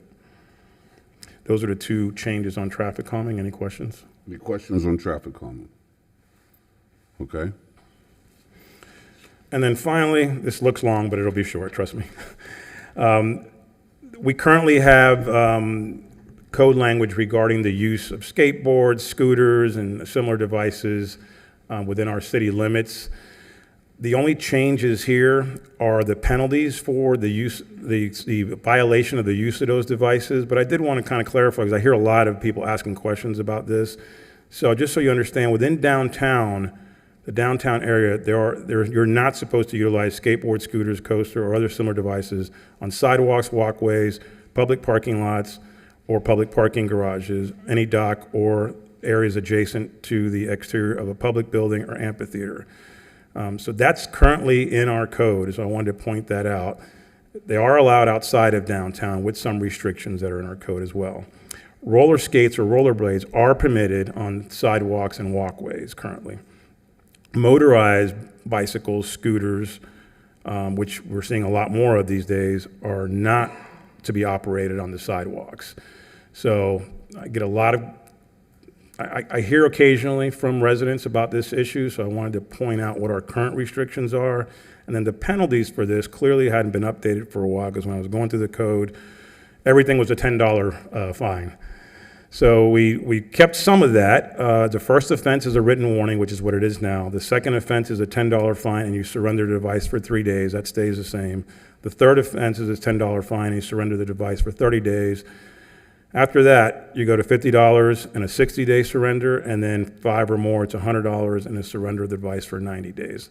I suspect the surrender of the device is going to be the most painful part of this. So a lot of that, some of that language already exists, but we did up the citations and penalties a little bit to reflect today's reality, because $10 is about a cup of coffee and a donut maybe these days. Any questions on that? Commissioner Fox and President Thank you. Ward. But do you mind putting that back up? I just want to clarify, but the bikes, it's all bikes, not just motorized bicycles. It says motorized bicycles, motorized scooters, and bicycles. So we're saying all bicycles are not allowed on sidewalks. Is that correct? Yeah, the only caveat to that is if we have, there's a multi-use path that is, I believe, 8 feet or more. 8 feet or more, then that would, you could have both pedestrians and bicycles, but generally speaking, yeah, you're not supposed to be riding your bike on the sidewalk. How will we be communicating this? I know that some of these things are already in place, but especially because I walk around downtown, I live downtown, I am probably mowed down almost like once a day that somebody is on a scooter or a skateboard, and I think that they generally don't actually know that they're not supposed to. Yes. In many cases. And so I guess what is the best way that you are considering going about making this known to the public? 2 things. One is I've noticed there is a huge lack of signage when it comes to this. So we're going to look at where some strategic areas where we can put some signage alerting people to the code requirements. I don't want to oversign, so we'll have to be strategic about it. And then also speaking with police, particularly in the downtown, our entertainment district police officers, to make sure they understand the code and when they can issue a citation or a warning, because probably because this is a fairly old code and it hasn't been updated in a while, they probably need a refresher on what can be enforced and not enforced. So. President Ward. Thank you. And I was going to point out the bicycles because I know that that's something that's been discussed, and there's areas where we don't have the bike lanes yet and people feel more comfortable rather than sharing space going on there. And so to that point, and maybe this is more engineering department, but more and more people are using the motorized scooters for transit purposes to get to work.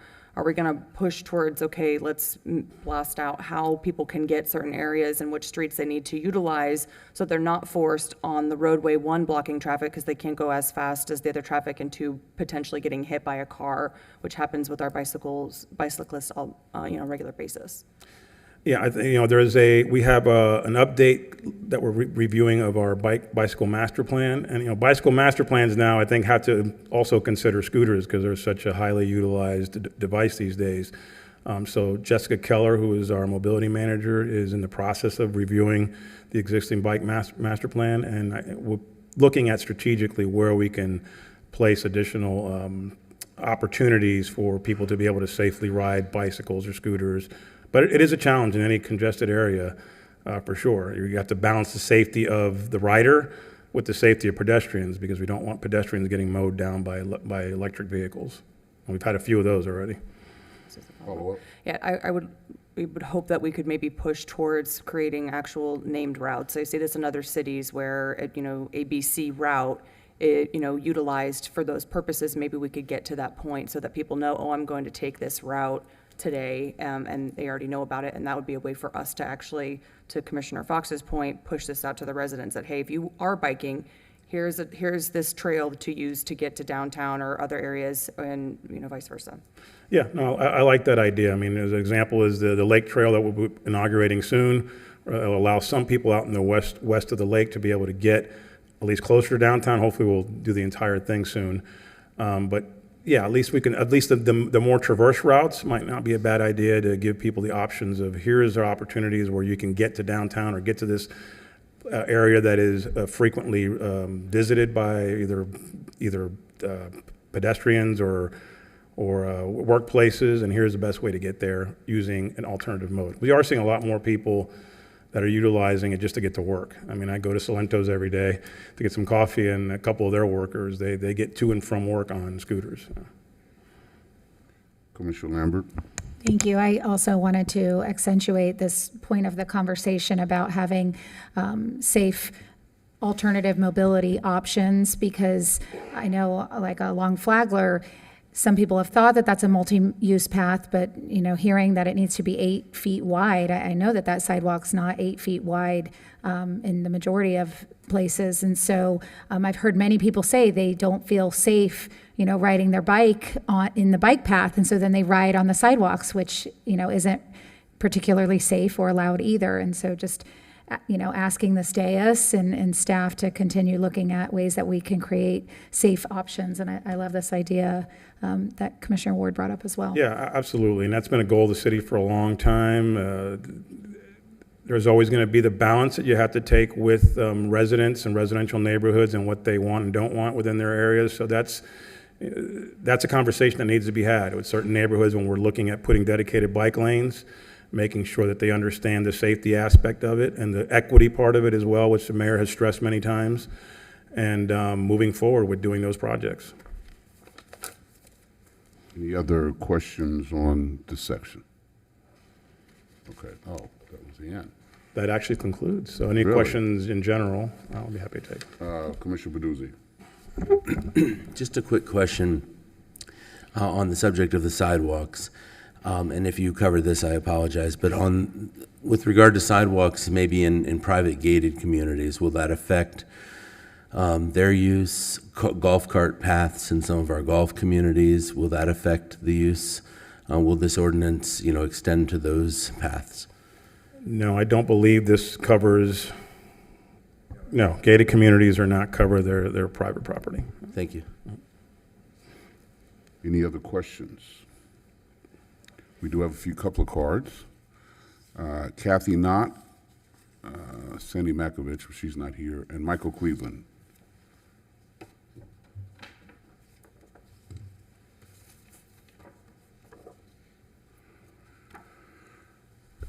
Hi, I'm Kathy. I thank you, Mayor and Commissioners, for letting me speak. I've never been here before, and I feel really inadequate after hearing about what you guys have done with minority and women-owned businesses, and I'm actually embarrassed to be standing here right now after hearing all of that. No need to be, because you just state your address. Okay, I'm sorry. I live on Walton Boulevard, which is 2 blocks north of Southern Boulevard, and our street constantly, I live right at Washington. We have limousine drivers who live in an apartment building on Washington that park on our street and run their business out of their condo, which is fine, but every time I walk out of my house, there are limousines. Everyone at Cafe Sapori parks in front of our house. I watch them get out of their car to go to work. We have people who live on Southern Boulevard in apartment buildings that only have one spot to park in. They park in front of our house, and on holidays, they leave their car for a week. I have friends and children who come to visit. They can't park on my street. It's impossible to do that. So whatever you're trying to do, I know many people on my street are a big proponent of it because we are in a really high traffic area that it looks like it's public parking. And not for the residents. So thank you for your time. Thank you very much. Michael Cleveland. Good evening, everyone. Michael Cleveland, West Palm. Enforcement may be key for this, but that's another issue. Just want to respond to the neighborhood part of this thing, permitting. And remind you, I'm sure you're aware, that as of late, there are thousands of people moving into the state. Hope you'll inform them of these things, these procedures to be enforced when they get here. On the street I live on, 20th Street, it was narrowed 12 years ago, 6 feet. So now the street is so narrow, even the fire trucks have to go very slow to get through, garbage trucks and all. Parking is very limited. My neighbor only has a 9-foot driveway. And then there's the sidewalk. In addition to that, most people now have more than 2 cars to that family. So we're actually heading to controlling the amount of cars people are allowed to have in their families and on the street. That's where we're headed. I think it'd be simpler to just say you only allow one car on the street. Be very simple. Because permitting in certain neighborhoods just won't happen. You can do it. And another thing about the administrative part of it. The city is bogged down now with so many papers, the staff can't keep up. How do you guys come up with this kind of stuff? Please tell me. Maybe I'm the one that's doing it. Thank you. Thank you very much. Any other comments or Commissioner Lambert? Thank you. I know that when individuals visit a business and there's public parking, that they couldn't park in the street in public parking, but what about business employees? Are there any restrictions on, them utilizing public parking? No, it's in the city's right of way. An employee who works at a restaurant, let's say, and they want to park on the street, and there's no restrictions on that street for parking, they can park. They can utilize the city's right of way. Thank you. President Ward. I know when you and I met on this, we talked about enforcement, because that's an issue. And so I don't know if you want to just talk about what we are planning to do to make sure that we can have the ability to enforce this and Yeah, so the enforcement is going to be fairly simple for this particular program, and the reason why a permit is needed is because it's going to be an electronic process, and it'll be driven by license plate numbers, and we have license plate readers, so in actuality, the person doesn't have to get out of their car to enforce it. They come by. If that's a restricted area, then they would make sure that license plate is registered, and that would then indicate that they have the authorization to park there. Any other questions or comments? If not, I'll entertain a motion. Mayor, move approval of ordinance number 5094-24 on first reading and schedule second reading for April 29th, 2024. Second. It's been moved and seconded. Discussion. Hearing none. All those in favor say aye. Nope. This is an ordinance. Caught myself. Madam Clerk, could you read the ordinance, please? Ordinance number 5094-24, an ordinance of the City Commission of the City of West Palm Beach, Florida, amending the Code of Ordinances of the City of West Palm Beach, Florida, at Chapter 86, Traffic and Parking, by amending Article 1 in general, Section 86-1, definitions, to add new definitions in Section 86-7, riding of roller skates, rollerblades, skateboards, coasters, scooters, and other similar devices, to identify the type of devices being regulated and amend the penalty provision, amending Article 4, stopping, standing, and parking, at Section 86-231, parking prohibited during certain hours on certain streets, to provide authority to the mayor. Section 86-246, construction management plan, to regulate construction management plans. Section 86-247, parking for new developments, users of numerous spaces, to address metered spaces, and adding new sections 86-248, residential parking permits, to provide for and regulate residential parking permits, and Section 86-249, issuance of residential parking permits, to provide for and regulate issuance of residential parking permits. Amending Article 5, Traffic Calming, Division 1, generally, Section 86-350, to add additional criteria, deleting Division 2, Traffic Calming Advisory Committee, amending Division 3, Process, Section 86-374, Application Review Cycles, to regulate applications, amending Section 86-375, Procedure, and Section 86-376, removal of traffic calming measures, to amend the review authority, and amending Section 86-377, landscaping, regarding landscaping in traffic calmed areas, providing a conflicts clause, a codification clause, a severability clause, and providing for an effective date and for other purposes.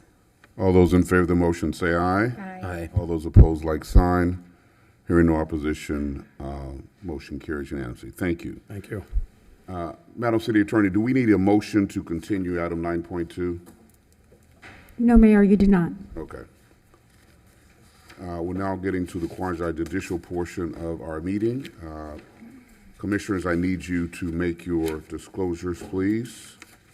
And we will start with Commissioner Peduzzi. Looks like he's ready. I'm ready. As to item 10.1, I have not had ex parte communications. I have not received written communications. I have not conducted an investigation. I have not made a site visit, nor have I received any expert opinions. I request that these disclosures and all written communications be made a part of the record. Thank you. Commissioner Lambert? As to item 10.1, I have not had ex parte communications. I have not received written communications. I have not conducted an investigation. I have not made a site visit, nor have I received expert opinions. I request that these disclosures and all written communications be made part of the record.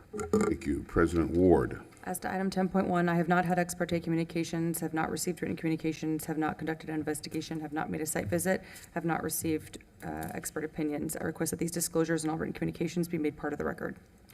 Commissioner Warren? As to matter 10.1, I have not had ex parte communications, not received written communications, not conducted an investigation, not made a site visit, not received expert opinions.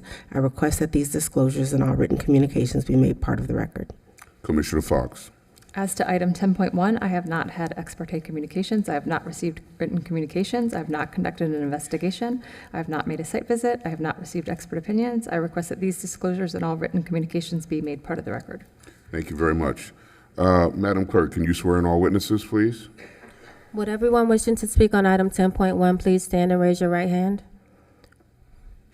Do you swear that the testimony you're about to give is the truth, the whole truth, and nothing but the truth?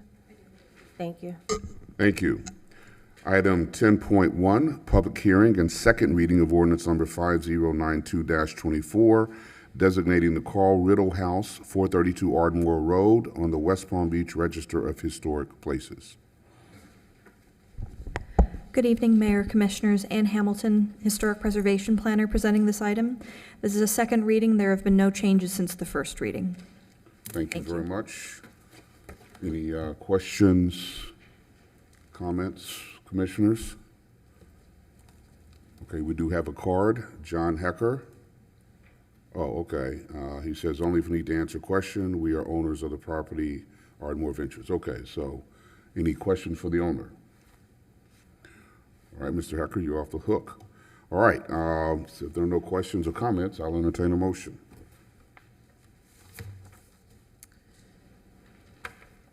Mayor, I move to approve ordinance number 5092-24 on second reading. It's been moved. Is there a second? Second. Been moved and seconded. Discussion? Hearing none. Madam Clerk, can you read the ordinance, please?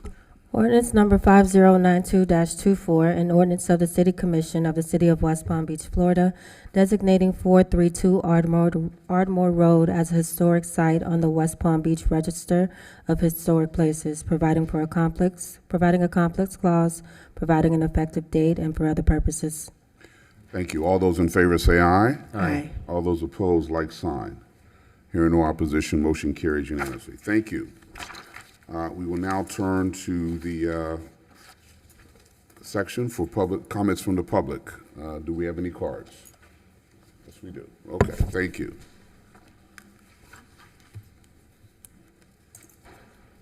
We have a few cards. I'm going to call out your names. You can start making your way toward the podium. Fiona Rawls, Aaron Clemens, Rohan Khani, and Michael Cleveland. Thank you, Mayor James. I'm Fiona Rawls of 395 27th Street. Congratulations, President Ward. So, Mayor James, I came down here tonight because I wanted to give you this little tidbit of information. So, I know we both don't enjoy having people walk through our city with AR-15s saying that they're going fishing. And so, the ordinance or the statute that's being used against us is 790.25. And it says a person engaged in fishing, camping, or lawful hunting, or going to or returning from a fishing, camping, or lawful hunting expedition. Now, the last word of this statute is where it takes a mayor to step in. So I looked up expedition. It clearly says it's a journey of 2 or more people. I think this is a job for a bureaucracy.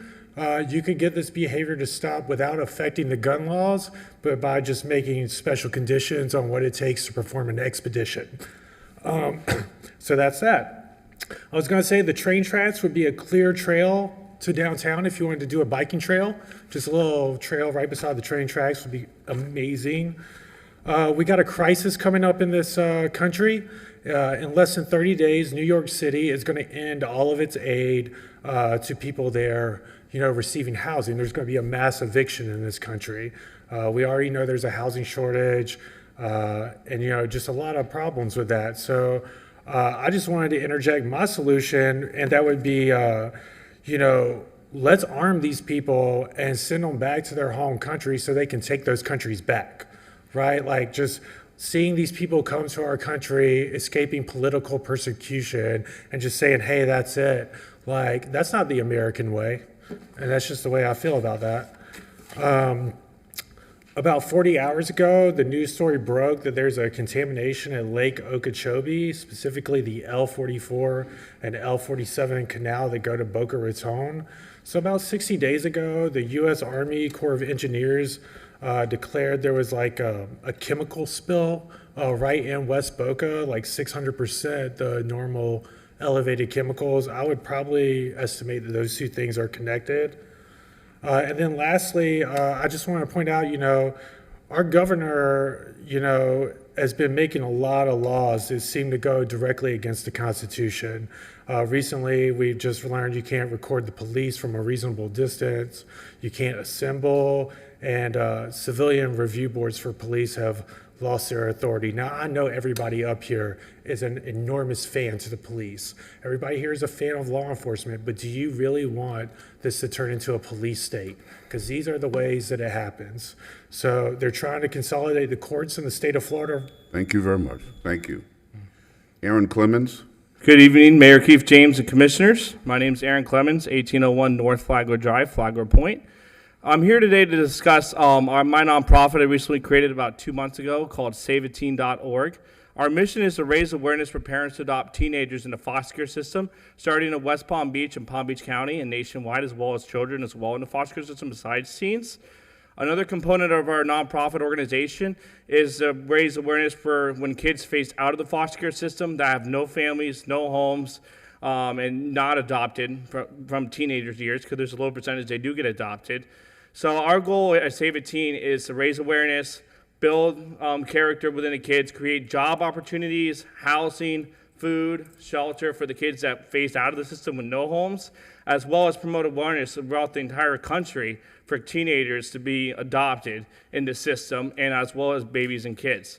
The reason why I started this nonprofit is because when I was 10 years old, I was taken away from my biological dad in Lake Worth, and abusive, no food in the house, low income, poor, and so a neighbor reported, and I got taken away from my parents. I lived in a shelter for 6 months.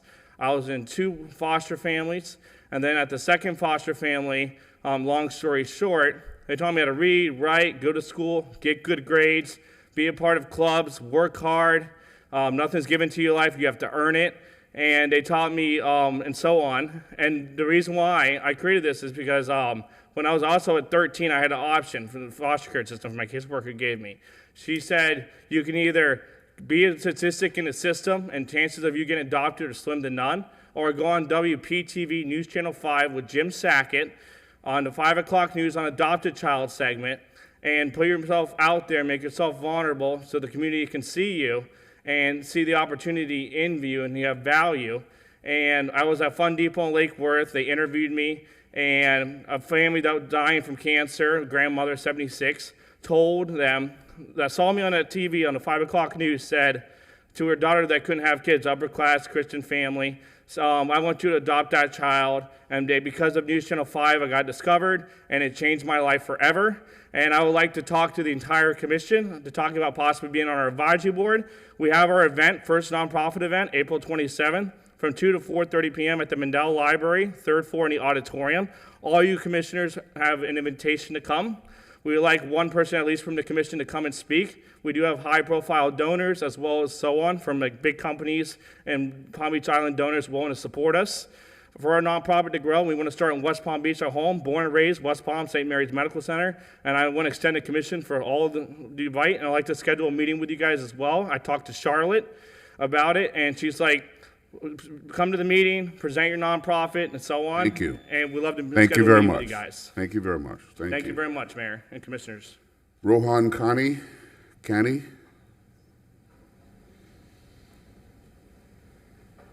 Rohan Kani. He did have some notes here. 1, dredge canal around the perimeter of Palm Beach Lakes South neighborhood. 2, accident rate is very high on Congress between Ware Drive and Chillingsworth. Consider traffic light at Chillingsworth and Congress. And then 3, tree overgrown and block street light at Ware and Congress intersection. Those are his concerns. Okay. Michael Cleveland.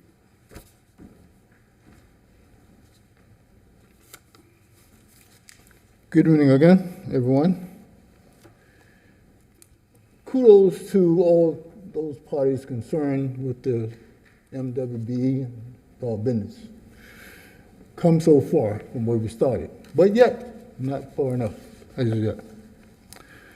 The security company, PSC or PCS, I note they have a lot of out-of-state license plates.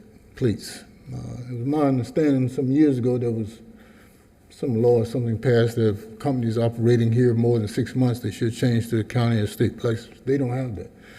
If that be the case, I would ask that they get on the stick and change those plates. We'd appreciate it. The revenue, it helps. I'm sure you guys expect me to speak on something about Pleasant City, so I won't disappoint you. Pleasant City Day was originally started years ago, before Mrs. Clark passed away. She raised the money herself, had that function done. Then after she passed away, there was a number of other people coming before the city and other places to get funding. Pleasant City First is an organization that was funded, created, if you will, through the CRA. First, staff spent hours trying to form them. The board members were members of the housing project. Now, as of late, they are now residents of new homeowners of the Pleasant City area. So, they've received donations from the city, it's now a citywide affair. There goes the neighborhood. Excuse me. I noticed my neighbor today had a sign on his garbage can, said the lid must be closed so they don't pick up the garbage. Well, if you put your garbage out at night, between the raccoons, the homeless people, and whatever else come by, your lid is subject to be either open or off. I'm not sure if that's something you really want to try and enforce, because you're making 2 trips. If the lid is open and the man come by and you don't pick it up, then you got to come back after you call, and even if you have to pay a fee. Something about that is not good. Look into it, please.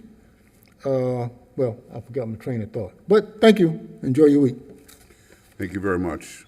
All right, those are all the cards, so we will now turn to comments from the dais, and we'll start with you, President Ward. Thank you. This is my first night as president. I just want to again say thank you to the other commissioners for your vote of confidence, and thank you to Commissioner Warren for paving the path. I'm excited just to follow in your leadership, and thank you again for everything you did the last year as president. I do want to comment on one of the public comments about that new not-for-profit, and I don't know much about that organization, so please reach out to my office to set up a time to speak. But that I also hope that you've connected with Vita Nova along Australian. Their whole mission, you seem like you were outside of just this, but their whole mission is kids who've aged out of the foster care system and helping them. So I think if anything, that would be a great partner to have, and especially since you guys seem to be working in District 1 as well. I'm sure the mayor may speak on to this, but I just wanted to, as the liaison for the Education Advisory Committee, I just wanted to give them a shout out because they've been working so hard this year on trying to, visualize how we as a city can help, and that has fostered the West Palm Beach Mayor Education Partnership Grant. And I know that they had their first check given away to Northmore Elementary, but a few of the events have already taken place. It was the grant that everyone approved, that $4,000 for each elementary school.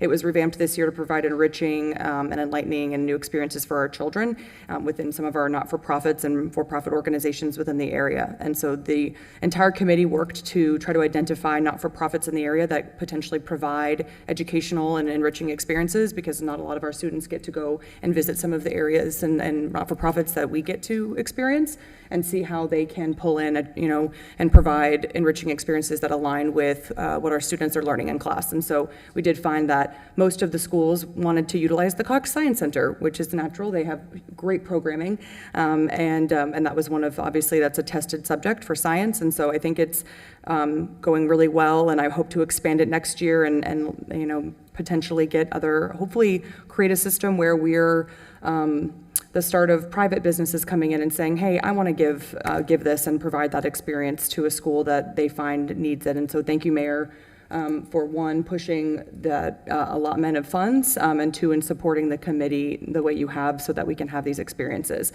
I think the next mission is to make sure that our teachers know that they're appreciated in Teacher Appreciation Week. That's coming up next month, by working with our small businesses and larger businesses that operate in the city of West Palm Beach to provide incentives and discounts for them to come in. And so I know Frank Hayden worked on providing a list, and we're just getting ready to try to blast that out. And thank you to Diana and Communications for working so well with us. So that's to be told, I guess, the next commission meeting. Pleasant City Day was already brought up. That's April 27th from 12 to 6 at Blum Park. I will be there. That's a Saturday. I know that there's a transit social hour on April 24th from 12 to 3:30 on Clematis to learn about PalmTran bus services. I think that's very important, so if you can make it out, please do.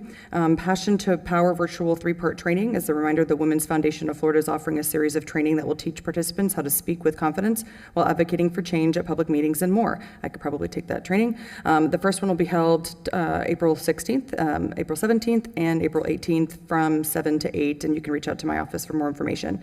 And finally, there's a pre-collegiate summer academy. During summer 2024, Palm Beach State College will offer a pre-collegiate summer academy that will engage students in academically enriching learning experiences. The summer program will include preparation for college readiness exams, career exploration, peer relationship building, and fun. And so if you need more information, you can always feel free to contact my office on that. Thank you so much. Thank you, Commissioner Warren. Thank you, Mayor, and thank you for proclaiming April 27th as Pleasant City Day. As we know, back in the late 1800s and early 1900s, many black people lived on the island of Palm Beach in what we refer to as the sticks.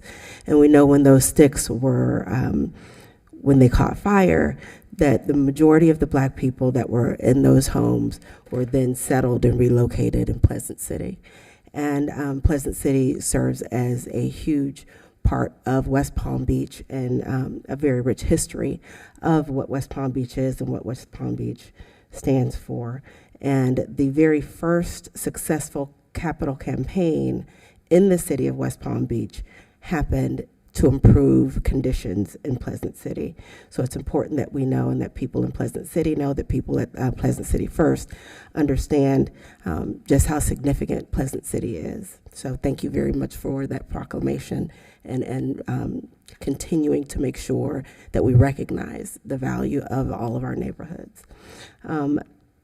Black Maternal Health Week is held annually April 11th through 17th. It's a national week of action that aims to raise awareness around racial inequalities and maternal health outcomes in the United States.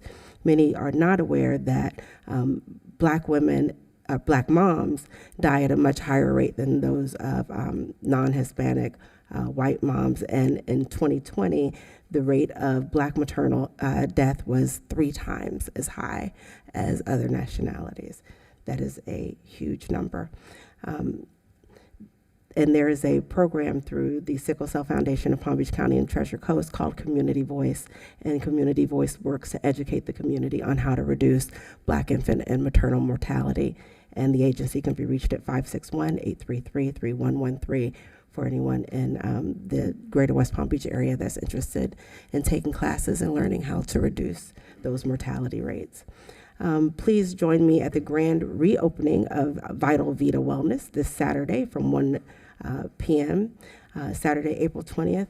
We are always celebrating small minority and women-owned businesses. This one actually checks all of those boxes.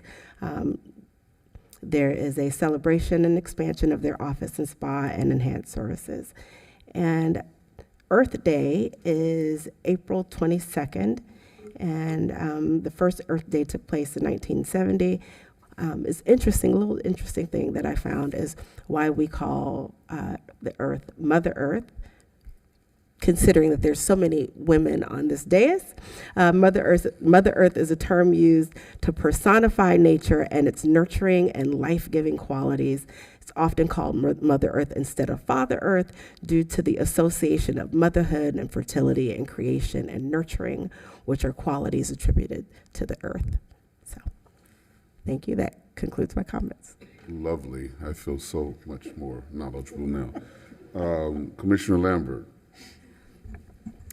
Thank you. I also wanted to say thank you to Mr. Clemens for coming and speaking. Congratulations on everything that you have overcome and accomplished.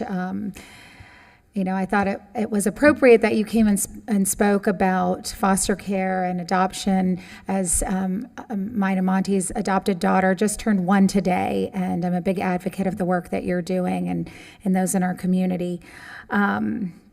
Also wanted to say congratulations and thank you to our Pleasant City Pioneers. I'm sorry they're not here, but I look forward to celebrating with them on the 27th. But just wanted to reiterate how important and essential their participation and contributions are to the success of our overall city, not just that neighborhood. Just a couple updates in District 5. Washington Road is now open to local traffic this week. We're very excited. That's a long-awaited, big claps in the back there, long-awaited project to be finalized. And there is some final work to be done that will be continuing through June, but I know long-awaited also Petty Park will be opening next month, and all of the work is beautiful, and we're very excited for that. South End Police Chiefs meeting is this Wednesday, April 17th at the Cox Science Center STEM building, and the meeting begins at 6 p.m. Also, just wanted to give an update to residents because we've been hearing a number of reports about a speed sign that we have on South Olive and Colonial Road. We know that it has been out and we have reported it. It should be fixed hopefully within a very short amount of time, but we've contacted the contractor to repair the sign. And then finally, I just wanted to take a moment to say thank you to my colleagues and to those in the community who reached out, who knew. We had an unexpected death in our family 2 weeks ago tomorrow. My brother's wife, my sister-in-law, passed away very unexpectedly. And, if there's anything that positive that came out of this, is that tomorrow is not guaranteed, and that we must all make the most of what we do today. And it's an honor to serve our city and to work with all of you to do that. And I just look forward to continuing making every day count as much as it can. So thank you. Thank you. Commissioner Fox. Thank you so much. Last week, the first public meeting was held for the Your Waterfront Your Way. We were all here being sworn in, so we weren't able to attend, but I did hear positive things from residents who were able to attend. And there are 2 additional opportunities this week. Tomorrow night, April 16th at South Olive Tennis Center from 6 to 8 p.m. and Saturday, April 20th here at the Mandel Public Library from 10 a.m. to 12. They also will be available on Zoom, so if you have any residents that cannot attend it in person, they could check out our website to get the Zoom info, and I'm looking forward to attending those as well. This Saturday will be the final green market of the season, so don't miss the opportunity to get a lot of those apple cider donuts from 9 a.m. to 1 p.m. on April 20th this Saturday. Very sad to see it go. And then on a very sad note, just want to offer my sincere condolences to the police department, to Officer Joshua Ballesteros' family.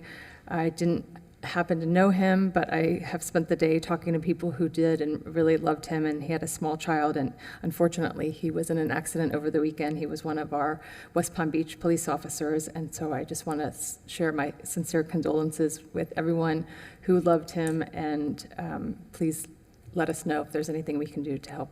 That's all I have. Thank you. Commissioner Baduzzi. Thank you, Mayor. And I just want to again congratulate my colleagues on their swearing in, Commissioners Lambert and Fox. Congratulations. And President Ward, congratulations. You did a fantastic job tonight as Commission President. And you do have some big shoes to fill and some records to attempt to beat. I think 41 minutes was the record by either the mayor or me at one point. Probably the mayor. I'll give it to him. So maybe sometimes during your tenure we can have a really short meeting. So and I would also like to extend my condolences to the Lambert family for your loss, and to the family of Officer Ballesteros. It's just heart-wrenching in both of those cases, and here also in West Palm Beach, to have one of your own have a car accident within the city, and have our West Palm Beach police officers and firefighters have to tend to and attempt to save the life of one of their own is just a really difficult situation. So my condolences to everyone involved, and that's all I have, Mayor. Thank you. Thank you. I, too, want to congratulate Commissioner Lambert, Commissioner Fox, and President Ward on their recent swearing in. As I said then, and I say now, it's good to have the band back together. And I think that the fact that you all were reelected, some unopposed, and Commissioner Lambert so resoundingly suggests that the citizens are watching what we're doing up here, and certainly are, as reflected by the results, seem to be supportive. We still have work to do. There's still opportunities for improvement, which we will continue to work on. But congratulations, and certainly congratulations to you, President Ward, for your elevation to the Commission President. I did want to share with you all and even the public. It's interesting how a lot happens behind the scenes that the public often does not know about.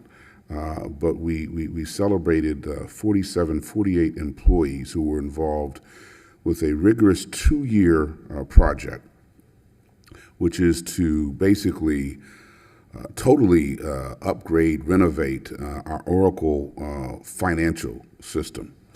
Now, to those who don't know, Oracle is the software system that handles our financial operations, human resources, vendor payments, accounting, payroll, and procurement. Indeed, it is probably the bloodstream of our city activities.